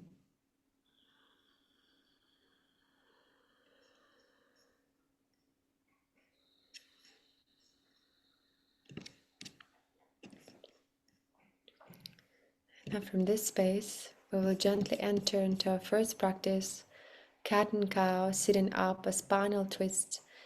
You're breathing in and you're opening the chest as much as you can. We always do that to open the practice. And breathing out and fully closing everything down. So you're creating the balance of fully receiving, breathing in and fully giving and breathing out, becoming empty.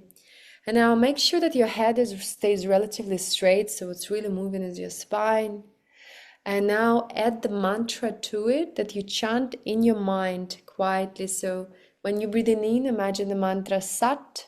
And when you're breathing out, the mantra Nam. So it's Sat, Nam, Sat, Nam, which means I am truth.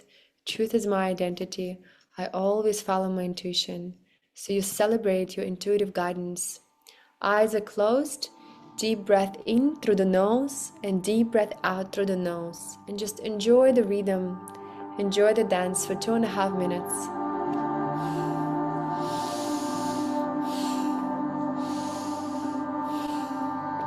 I welcome you to start dissolving into the movement, into the deep breath through the nose. And the mantra Sat Nam, Sat Nam in your mind. Focus on the third eye point. Enjoy.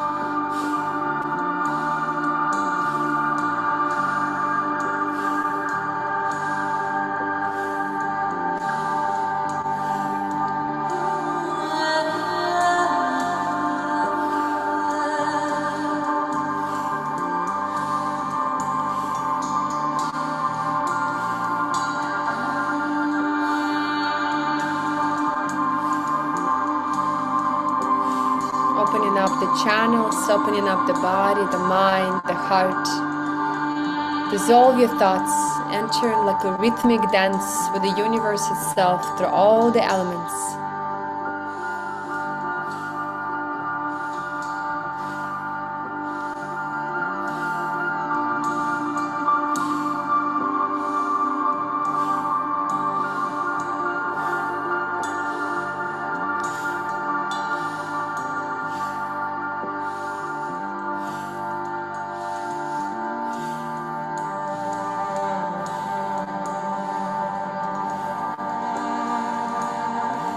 And now speed up a little bit faster. Breath in, breath out, breath in, breath out.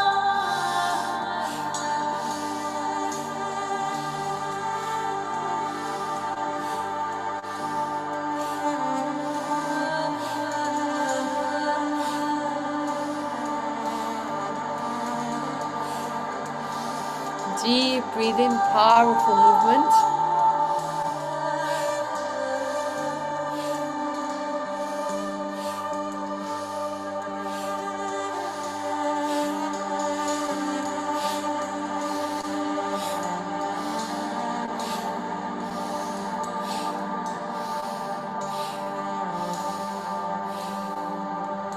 And now gently take a deep breath in, open the chest. Hold your breath, lock your root lock, squeeze your anus, your sexual organs, keep the shoulders open, focus on the third eye point, eyes closed, stay here. Majestic, present, full of prana, full of goodness, stay here.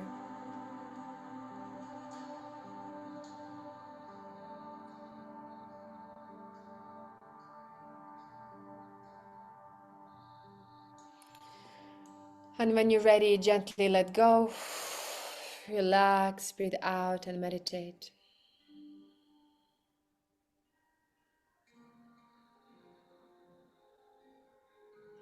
Breathe normally and allow your body to receive simply through total relaxation, through letting go.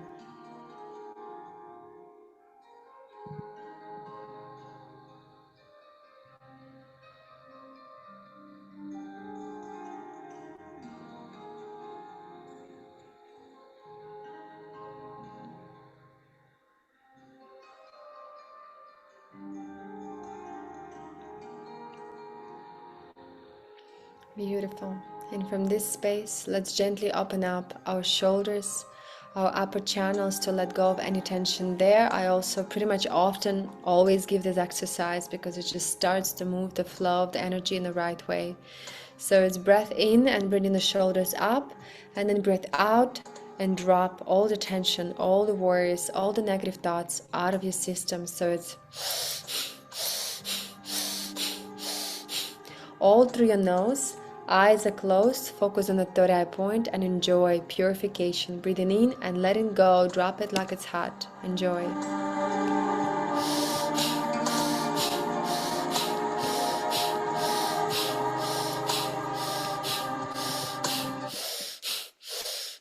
And go powerful, strong.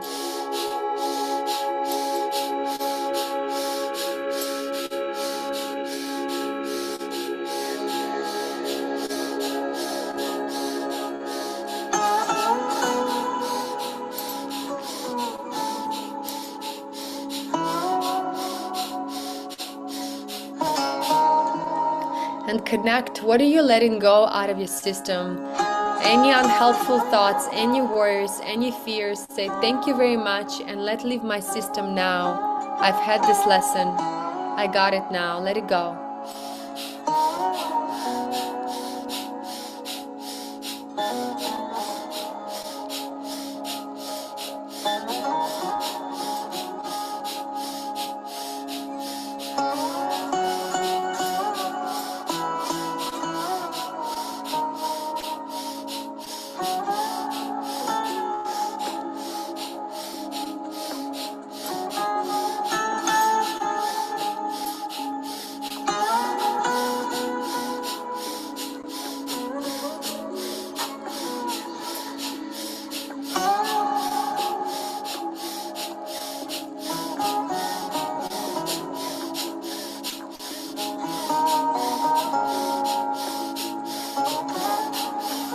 And now speed up extra fast.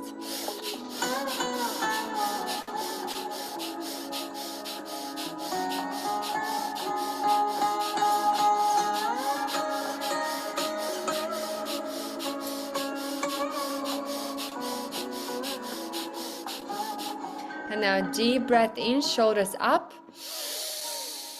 Hold your breath, lock your root lock, squeeze your face, your fist, everything, hold it.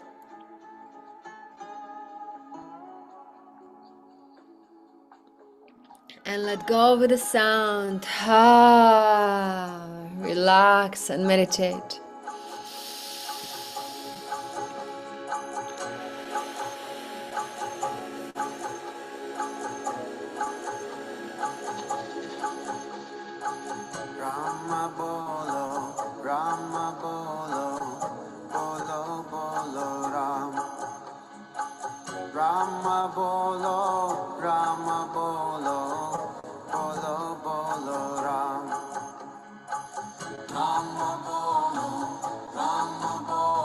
Beautiful. And from this space, let's gently rise our hands into 60 degrees. Big thumbs are out and the little fingers are on the pillows. And we're going to enter into ego eradicator, which basically what it means, it dissolves our ego into remembrance that we're actually not alone. We're merged with cosmos. We are cosmos, in fact. And we do breath of fire. So you're breathing out of your nose rapidly. Breath in happens automatically, and use your belly to give you extra power, so you breathe from your root. Yeah, focus on the third eye point, and I welcome you to connect to your power, to your majesty, to your force that comes from love, that what you care about, that you show up for always. 2.5 minutes. Feel your power, the dharmic pure warrior that comes from the heart and knows how to fight his or her own demons. Right now, let's go.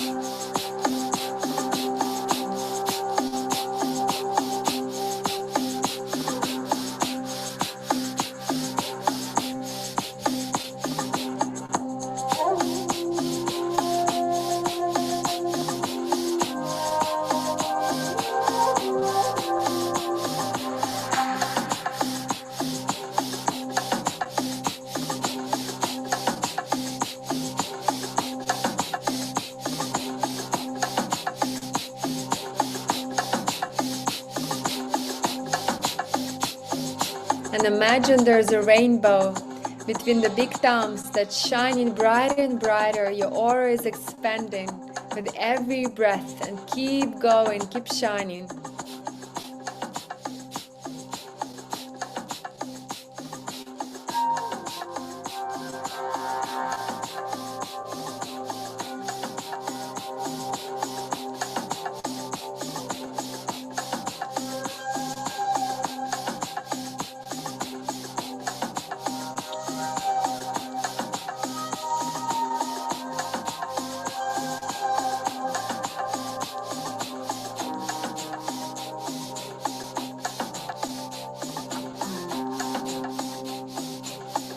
And last 20 seconds, the most powerful.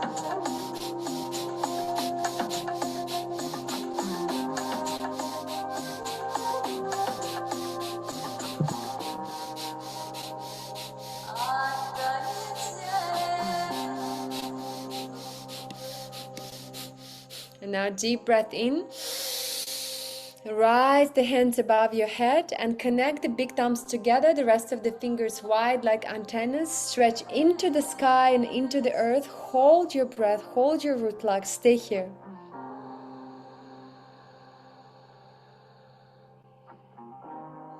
Hold it. Keep holding the hands and breathe out with mouth open. And now hold the breath when you're empty. Hold the root lock. Focus on the third eye point. Stay here.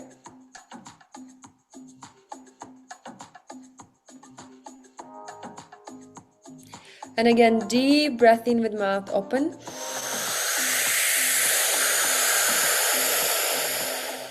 Hold the breath. Lock the root lock. Stay here.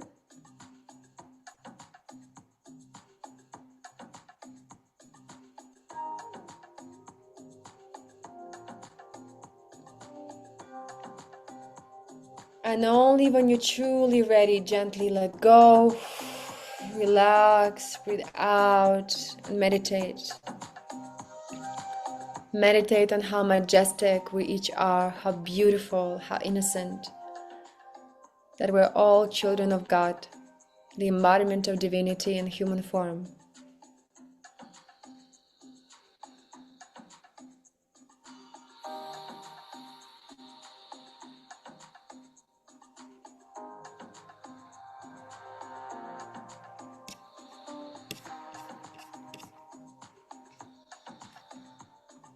Beautiful.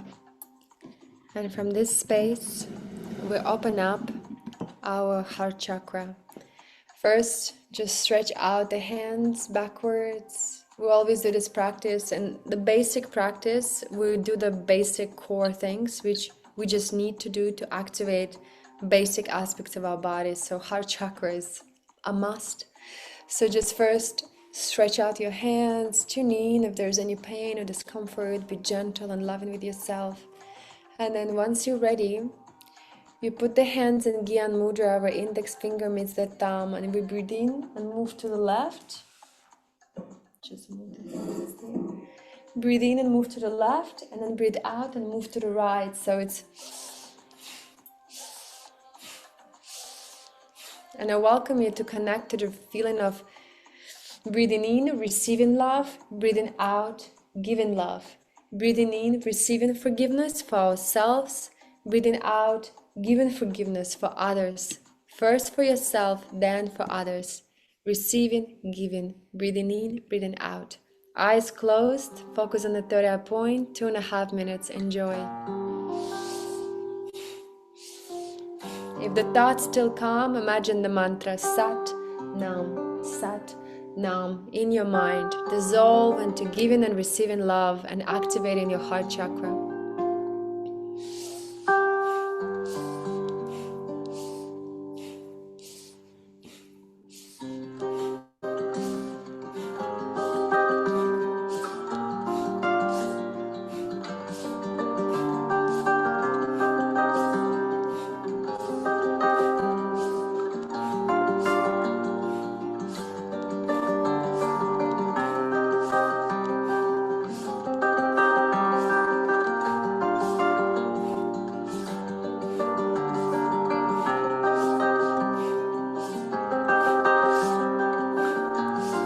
Connect. Where are you ready to forgive? Where are you ready to give more love? First for yourself. And then from that space, where you're ready to do it for others.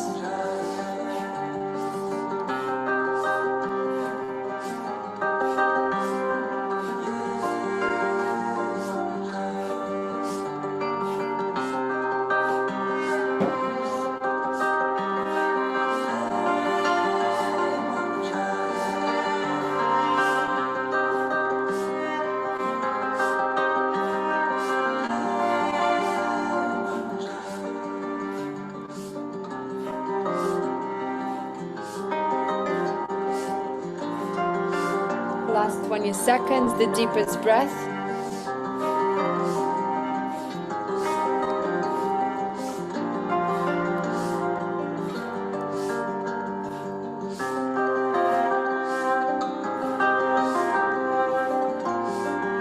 And then when you're ready, gently slow down, deep breath in the center.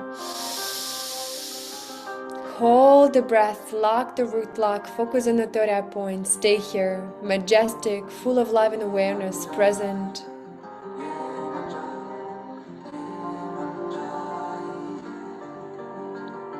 Deep breath out, relax, let go and meditate.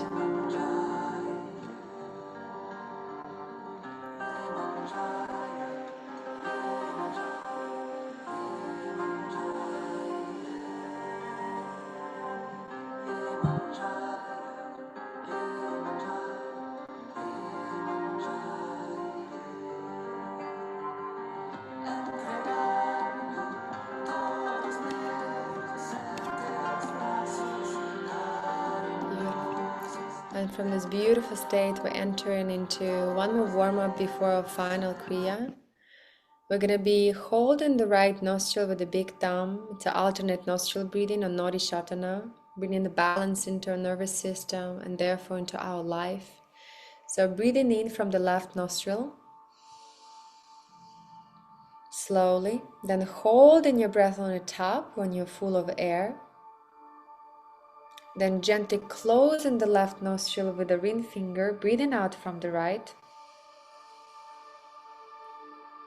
Holding the breath when you're empty. And then breathing in from the right.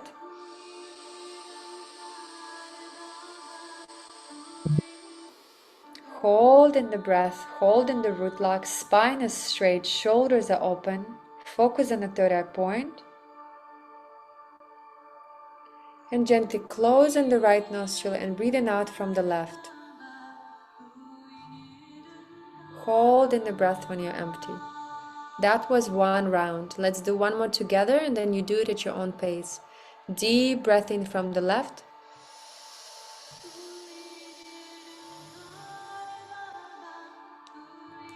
Hold in the breath. Relaxing your shoulders, keeping the spine straight.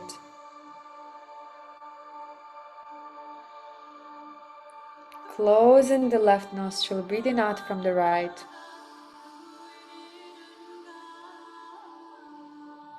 Hold in the breath, hold in the root lock, staying here. Deep breath out from the right.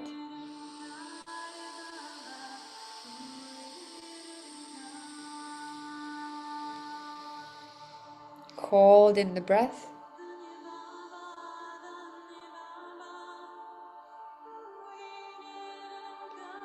Close in the right nostril and breathing out from the left. And now do it at your own pace, as slowly, as deeply as you can, eyes closed, for the next few minutes.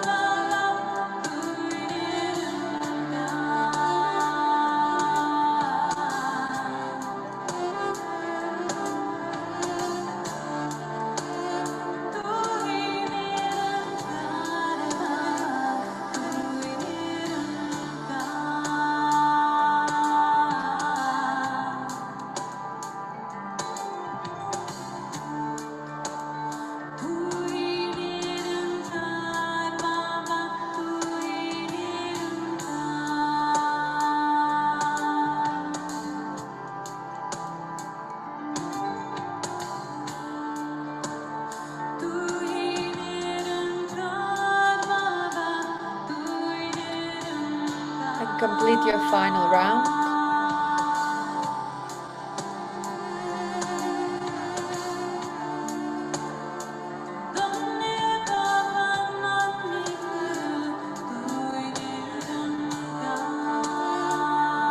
And then relax your hand and take a deep breath in from both nostrils. Hold the breath, hold the root lock. Spine is straight, shoulders are open, focus on the third eye point.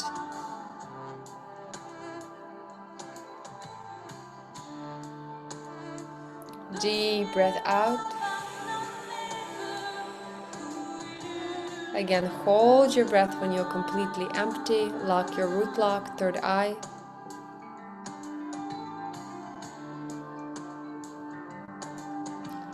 Deep breath in. And deep breath out, completely relax. Meditate for a few moments, witness your presence.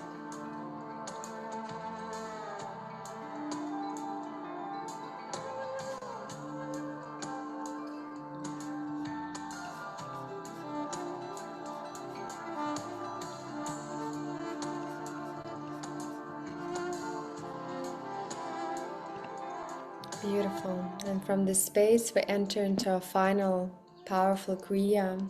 It's a Kriya for healing ourselves, our physical health, but also our mental, our emotional body, any karmic heavy baggage, any curses, any just kind of a pain in the heart.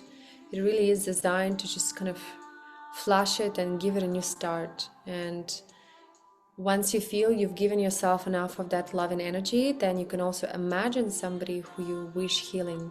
And then you can direct all of your energy into the healing of that person, or maybe into the healing of the whole planet and humanity, if you dare to imagine that. So the way we're going to do the Kriya is following. We're going to put the hands like this, kind of like a lotus flower. The palms are slightly open, and we aim to touch our body with our elbows, but we don't have to strain it. It's kind of just open. And imagine as if you're just receiving like the blessings, the golden rain of goodness from the universe, and just basking in all of it. And you're receiving the intelligence of all the elements, the sun, the mother, the moon, the air, the spirit. They all come together. And we're singing a very specific mantra. Ra, ma, da, sa, se, so, hung. And so I will type it here in the chat box so you guys have it here. And so it's Ra, ma, da, sa, se, so, hung. So you have it in front of your eyes. Ra is the energy of the sun. Ma is the energy of the moon. Da is the energy of the earth, groundedness. Sa is the energy of the spirit. And then sa, se, as the spirit enters me, so han, so I'm the embodiment of spirit. So we recognize the elemental wisdom of this universe, and we welcome it inside of us, and we recognize, of course, that we're it. So the blessings that we ask for, we become the embodiment of these blessings, a carrying emanation station machine that causes healing simply with our presence, simply with our emanation. And so we sing that Ra, ma, da, sa, se, so, hung, and sing with your whole heart, sing with your throat, allow yourself to dissolve and enjoy it.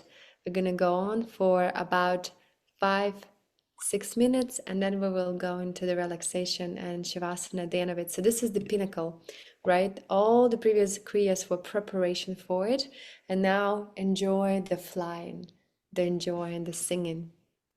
So settle in comfortably.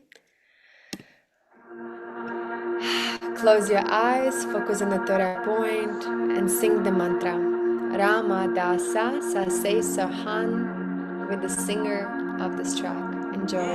Deep breath in.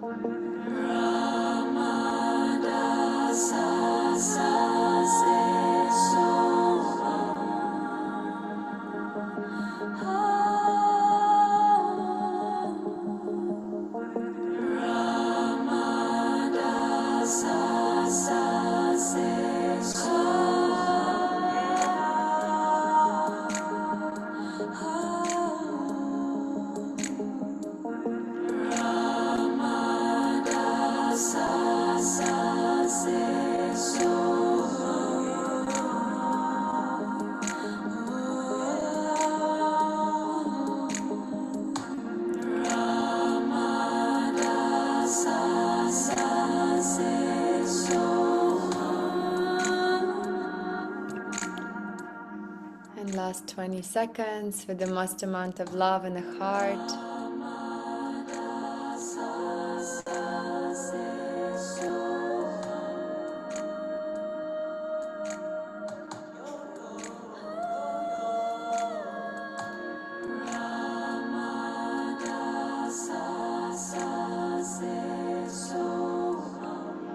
And now take a deep breath in.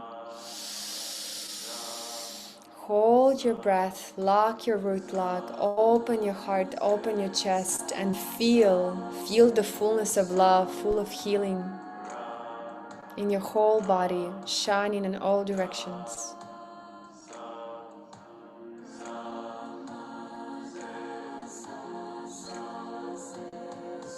And when you're ready, breathe out, relax, let go, and meditate.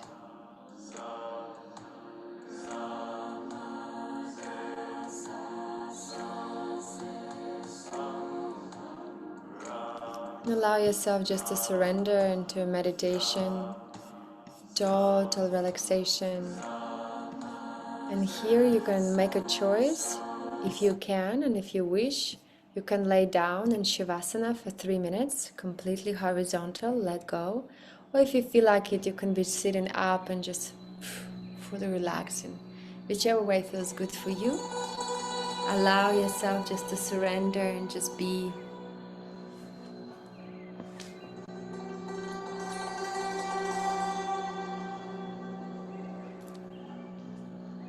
Breathe deeply, let go of every part of your body.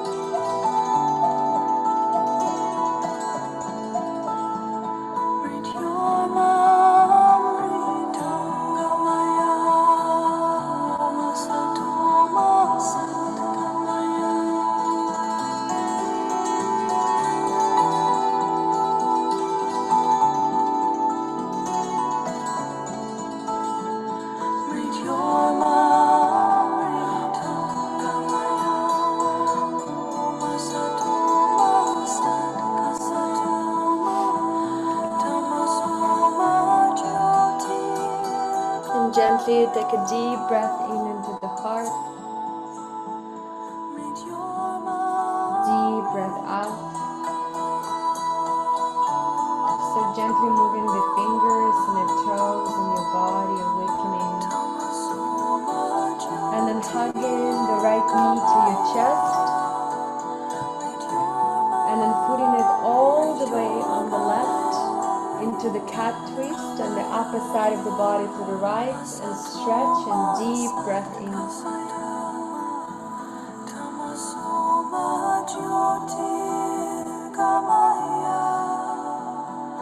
Your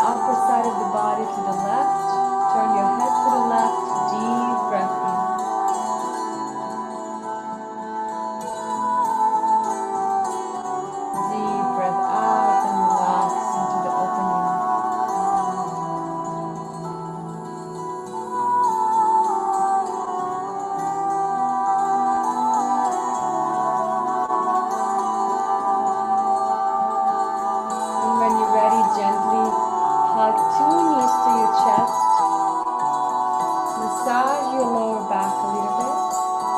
And so gently rock and roll forward and backwards until you take a deep breath in and gently come back up. And in no rush, settle back into the sitting position, how we began. Gently settle into the happy Buddha, relaxed state.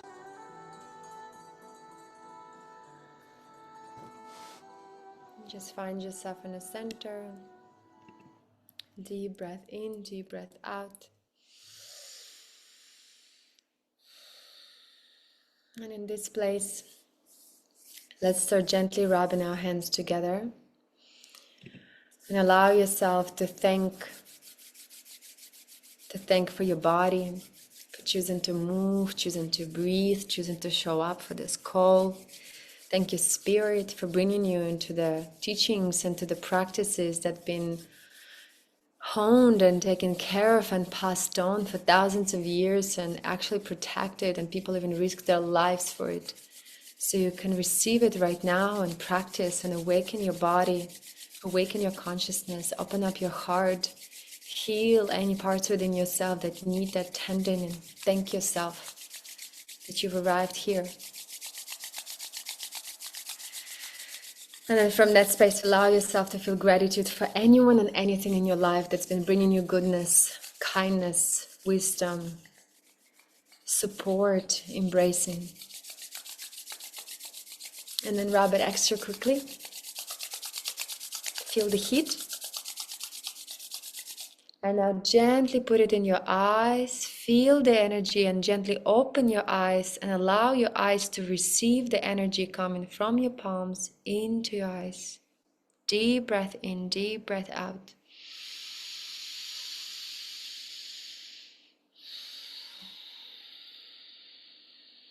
And then gently close your eyes and put the hands into the prayer in front of the heart. And we're going to sing the closing mantra 3 times. Sat Nam.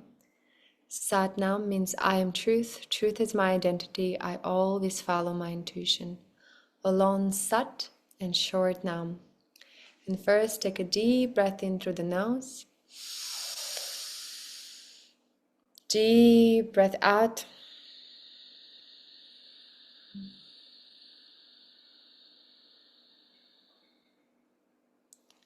Deep breath in. Deep breath out.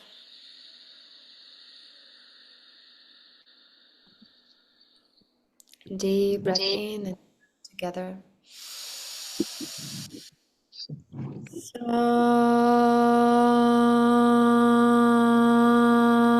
Satnam.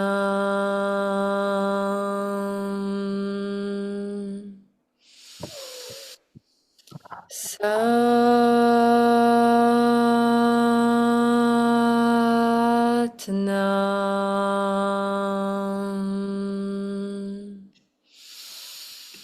Satnam.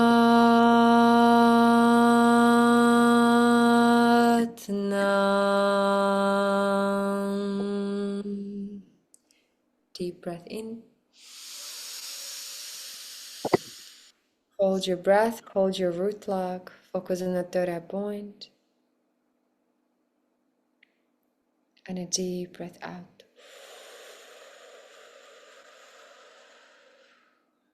Satnam, thank you so much for your practice.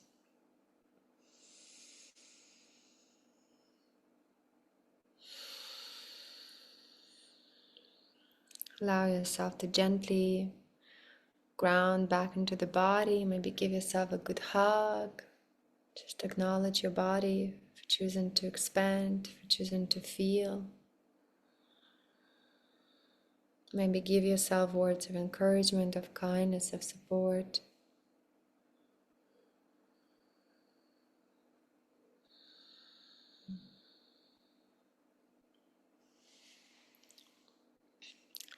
And then gently allow yourself to come back here. Maybe open your eyes. And if you feel like it, you can also share how you feel. You can share it in a text box message If you feel inspired, you can turn on your mic.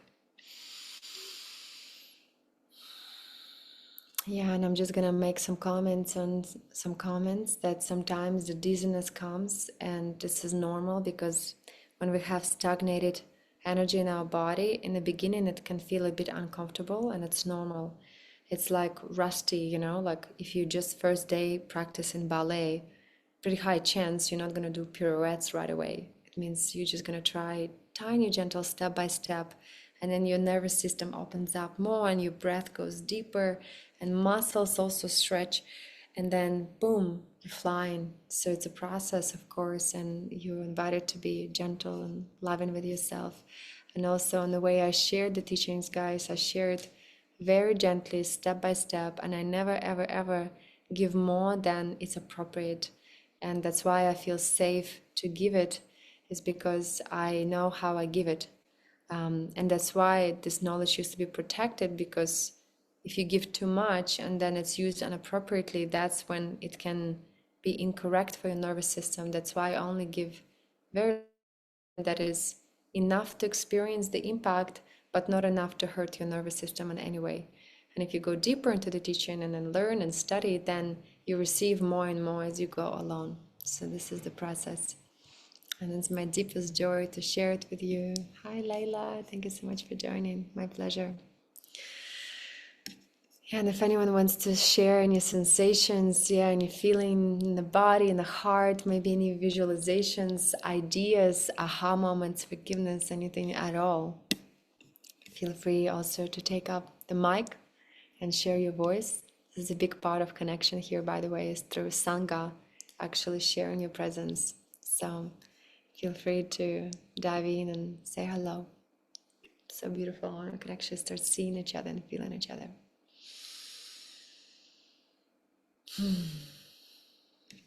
Beautiful. Yeah, peaceful, amazing. Yeah, guys, my pleasure, my deepest pleasure. And lions on a lake are singing. Boom, that's great. Epic, epic. Yeah, guys, and just to share with you about the training, it begins this Tuesday and this week. And if you want to join, you're so welcome to join. And also, I always give to my students payment plans if they need it, and even bigger discounts if somebody really needs it and really wants to join. This is just my way of sharing my work. Not very business oriented, and yet I feel this is correct, because I personally received a lot of free blessings and teachings of a very low cost, simply because I'm blessed and I met profound teachers. And Ama was one of them. I know some people were asking me who's my teacher, who's my guru. My first guru is Guruji Nardanand. It's this very mystical being who has no social media or nothing, but he gives us blessings, and he blessed me in 2018, and I know a lot of things started moving because of that, and I'm very deeply connected with him, and so he gives blessings to all of my students. So if you guys join the training, you will receive the blessing through Zoom. He gives it directly to each student, and really is your Shakti, your Kundalini awakens, not in an intense, rapid way, but in a gentle way, and everything in your life just starts working out much more effortlessly and beautifully, because you step into your path of your highest timeline for your soul. It's very special. And then, after that, I met quite a few teachers, and I studied with different people, and I've also just sat in their presence. Sometimes it's not words, it's their way of being that teaches you a lot. And I lived with Amma in her ashram. I visited and spent time with Dalai Lama and his whole family. Spent time with the oracle of Dalai Lama, Khadrala, this really powerful woman from Tibet who walked barefoot from Tibet and now sharing mystical teachings of the feminine form of Buddhism, and a few other very powerful meditation vipassana teachers, one Russian master who is an enlightened master, Dmitry Lapshinov, and one master here in Bali. And it's been profound. It's like everything just keeps deepening and deepening and deepening. And I'm just like a collective result of all of my experiences, of course, and everything I've received. So it's a true joy and a privilege and an honor to share it with all of you here in real time. And yeah, guys, really, truly don't feel shy to turn on your mic, say hi, introduce yourself, share how you feel. Like, I love connecting with humans. It's so much more personal when I can actually like hear your voice, feel you. So whoever is still here and feels inspired to say hello, just say hi, share how you feel. We're like one big family, one soul family awakening. Of course, if you feel inspired. And I know also after Kundalini yoga, we're often like a little bit spaced out, which is also totally normal. But if you want to say hi, it's a welcome. I'm going Hi, to say, Hi, Marcina. hi. I wanted to thank you so much because during this our short practice, I felt amazing shift of energy. I saw during this short meditation light, blue light. So it was like amazing experience, and also like faces of old women making some kind of rituals. So it was wow, really Wow, amazing experience. incredible. And I think that maybe that's my way for awakening, because I'm trying to find the right path, because of my work, which was also in masculine energy. I cut totally from my body, from my women energy, from everything. So I started with Joe Dispenza because it was like coming back slowly, but I realized today that this is the right way, I think. So I The want feminine to way. thank you. My pleasure, Martina. Martina, by the way, I just began last week a training for women. Oh, It's called She Rises, and it's like a shamanic mystical way of using Kundalini yoga, but with feminine mystical practices. We just started last week. If you really want to join, maybe there's a way. We already have a next call tomorrow. So if you're super curious, reach out to me and maybe we'll find a way to have you join at the discounted price since you missed a week, and then I will send you the recording. So if you're curious, because yeah, we women, we of course we like this is universal, of course, the life force energy, the soul, but women will have an additional way through the womb. And this was, we've done it before women got burnt on the stake on fires for being a witch, for being a wise woman that connected to the elements, to the visions, to the intuition. And we're coming back to it. So I'll be super excited to share this with you if you're curious. It's called She Rises. So we women rise into our radiance. So reach out. Yeah, I'll give you my email here, alessiana@guidedplay.com. So then you can just write me and we can jump on a phone call, or you could just share with me what are your goals. And if you feel it's super inspired and possible for you with payment plans or whatever, then maybe you can join us if you feel like it. Thank you so much for sharing. It really gives me so much hope and joy because, every time we do these practices, I have no idea what's going on the opposite side of the screens, especially when the screens are turned off. And then and then the screens go up and the people go in and they're like, "Oh my gosh, I had such an insane experience." And it's just like, okay, this works every single time. This is amazing. And this is like short practice. Imagine if we practice for like an hour and a half. We go so deep, so deep. And every day you just open up. So thank you so much for your trust and for your presence, for choosing to spend time together like this. Thank you, dear. Good to meet you, Martina. All right, who else would like to say hello? Marion? See the mic yes, is off. Hi, yes. Marion. Can you hear me? Yes, Thank you. yes. Um, my practice, I'm only in maybe 4 years of yoga, breath work, and then Kundalini is new, um, uh, on and off. But yours was beautiful and it brought a lot of peace. And when I'm meditating, I go back to my younger self and just always thank her. And in your practice, usually I see one, maybe two, and I actually seen like 4 versions and maybe more. I just can't remember right now because I was so deep in there. I wish I was like, wow, hi.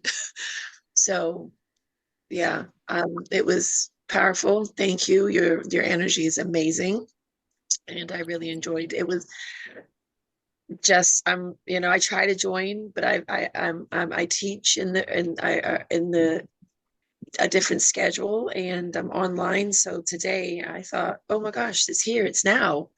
I'm in. So I appreciate every cell in your body. I appreciate every single part of your existence, showing up and supporting and holding space for myself and all versions of myself. It was beautiful, and thank you.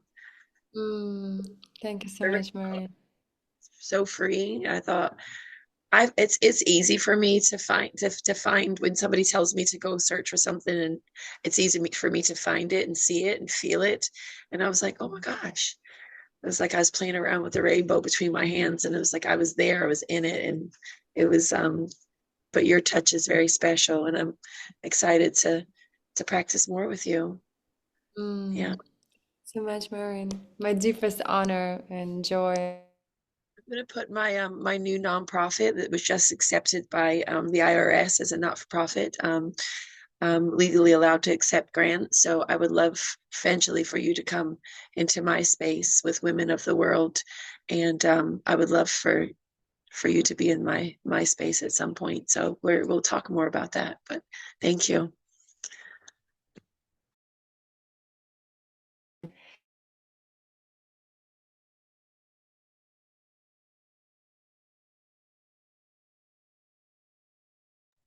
Oops, I think something happened. Wait a minute. Where is she? Oh, she's back. Back. Yes, my Wi-Fi is playing tricks with me. I'm in Bali in Indonesia. You never know here.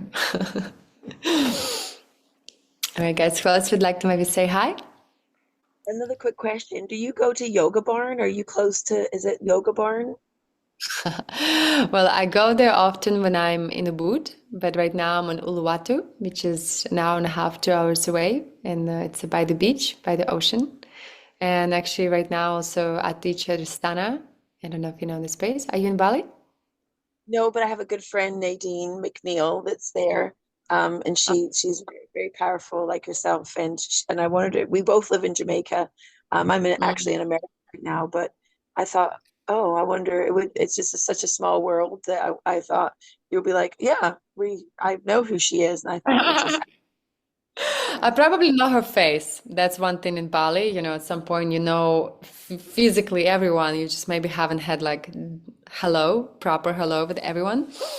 But at some point, yeah. And I used to live in Ubud in Bali for 3 years during Corona times. And then in 2022, I moved to India for almost 3 years.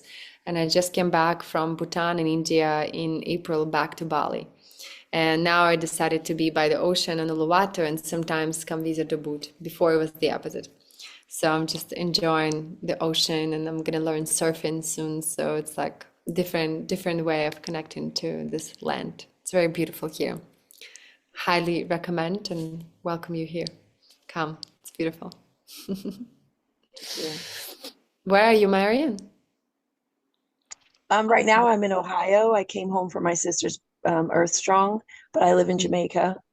I live Mm, right in Montego Bay in Jamaica. So nice, nice. I've been to Ohio actually. One of my exes, his parents grew up there and we like went for Thanksgiving. It was like such an American experience. It was amazing. So much love, so many gifts, so much like joy. yeah.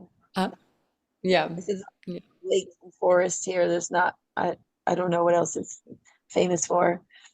But yeah, beautiful, beautiful scenery. Mm-hmm. Thank Nice. you. Thank you for your Yeah, time. good to connect with you. Thank you so much. Yeah, and if you want to connect, to ask any questions or join this training or anything at all, reach out. And really, I offer massive discounts. Like today, it's 55% off, and I also offer payment plans. So I make it so easy for people to join that if they want to join, they really can join. It's all about just desire at the end of the day, and of course, resonance. So if you feel inspired, reach out. All right, beautiful people. Anyone else would like to say hi or to share how you feel or how is your practice? Turn on your camera. Come out of the bushes. So far, only Marcena and Marion are revealing themselves. The rest are like secret spies. All right, guys. Well, it's been a true joy and honor to share this time and space with you. I always just enjoy it immensely. To me, it's like what a gift. I get to practice what I love to practice the most, and I get to share it with other souls, and they may enjoy it as well. So for me, that's truly is the highest privilege of all and a true gift of lifetimes. So again, if you want to reach out, feel free to reach out. And if you have any questions about Kundalini Yoga or anything at all, just really feel free, because I feel it's through connection, through inquiry, through curiosity that we actually go in such deep practices. In a way, because I've been brought up and trained in a very traditional way and living with enlightened masters in ashrams and receiving a lot of teachings for free. One thing that was certain is I would always have very strong connection with my teacher, and I would be able to ask him or her any questions and go very deep. And at some point, the teacher will understand where are my limitations and where is my ego and where is my what, and poke it lovingly so I can actually open up to the teachings. So it's a very personal experience, actually. And just as teacher choosing a student, student is choosing a teacher. So it's a very much actually 50-50 kind of a tantric approach, because both gotta open their hearts and both gonna be ready to give and receive, and both gonna measure up to the level of devotion on equal measure on both sides. It's not like this commercial, way like, oh, I bought your training, like give it to me, I will play it on my computer whenever I feel like it. It's not like that. It's more like a living transmission, living connection of two souls choosing to expand actually together. Because the more student digs into the truth and asks the right questions, the more also teacher, of course, grows through that connection, and they both continue to expand more and more and more. And so I know all of my students personally. I talk to everybody on the Zoom call. Everybody gets to share, and I ask everybody very specific, personal, potentially difficult questions. And in the process of that inquiry, we understand very viscerally what is the state of your chakra, that chakra, and then you start receiving very specific assignments and working on it and actually changing your life. So this is not a mental experience, and this is not an experience only on your yoga mat to feel good. This is an experience in which you purify your consciousness, expand your energy, and then change your actions and behaviors so your life expands. And it's actually deeply courageous and potentially vulnerable process. It's not for the faint-hearted. This is a big, big, big thing, which is why personal interaction, I feel, is so necessary. So if you feel inspired, reach out and we can talk and then find a way for you to practice deeper. All right, guys, I wish you a beautiful day or evening, wherever you are. It's a great honor to connect. And I'm looking forward to seeing you soon when the time comes. Namaste. Thank you.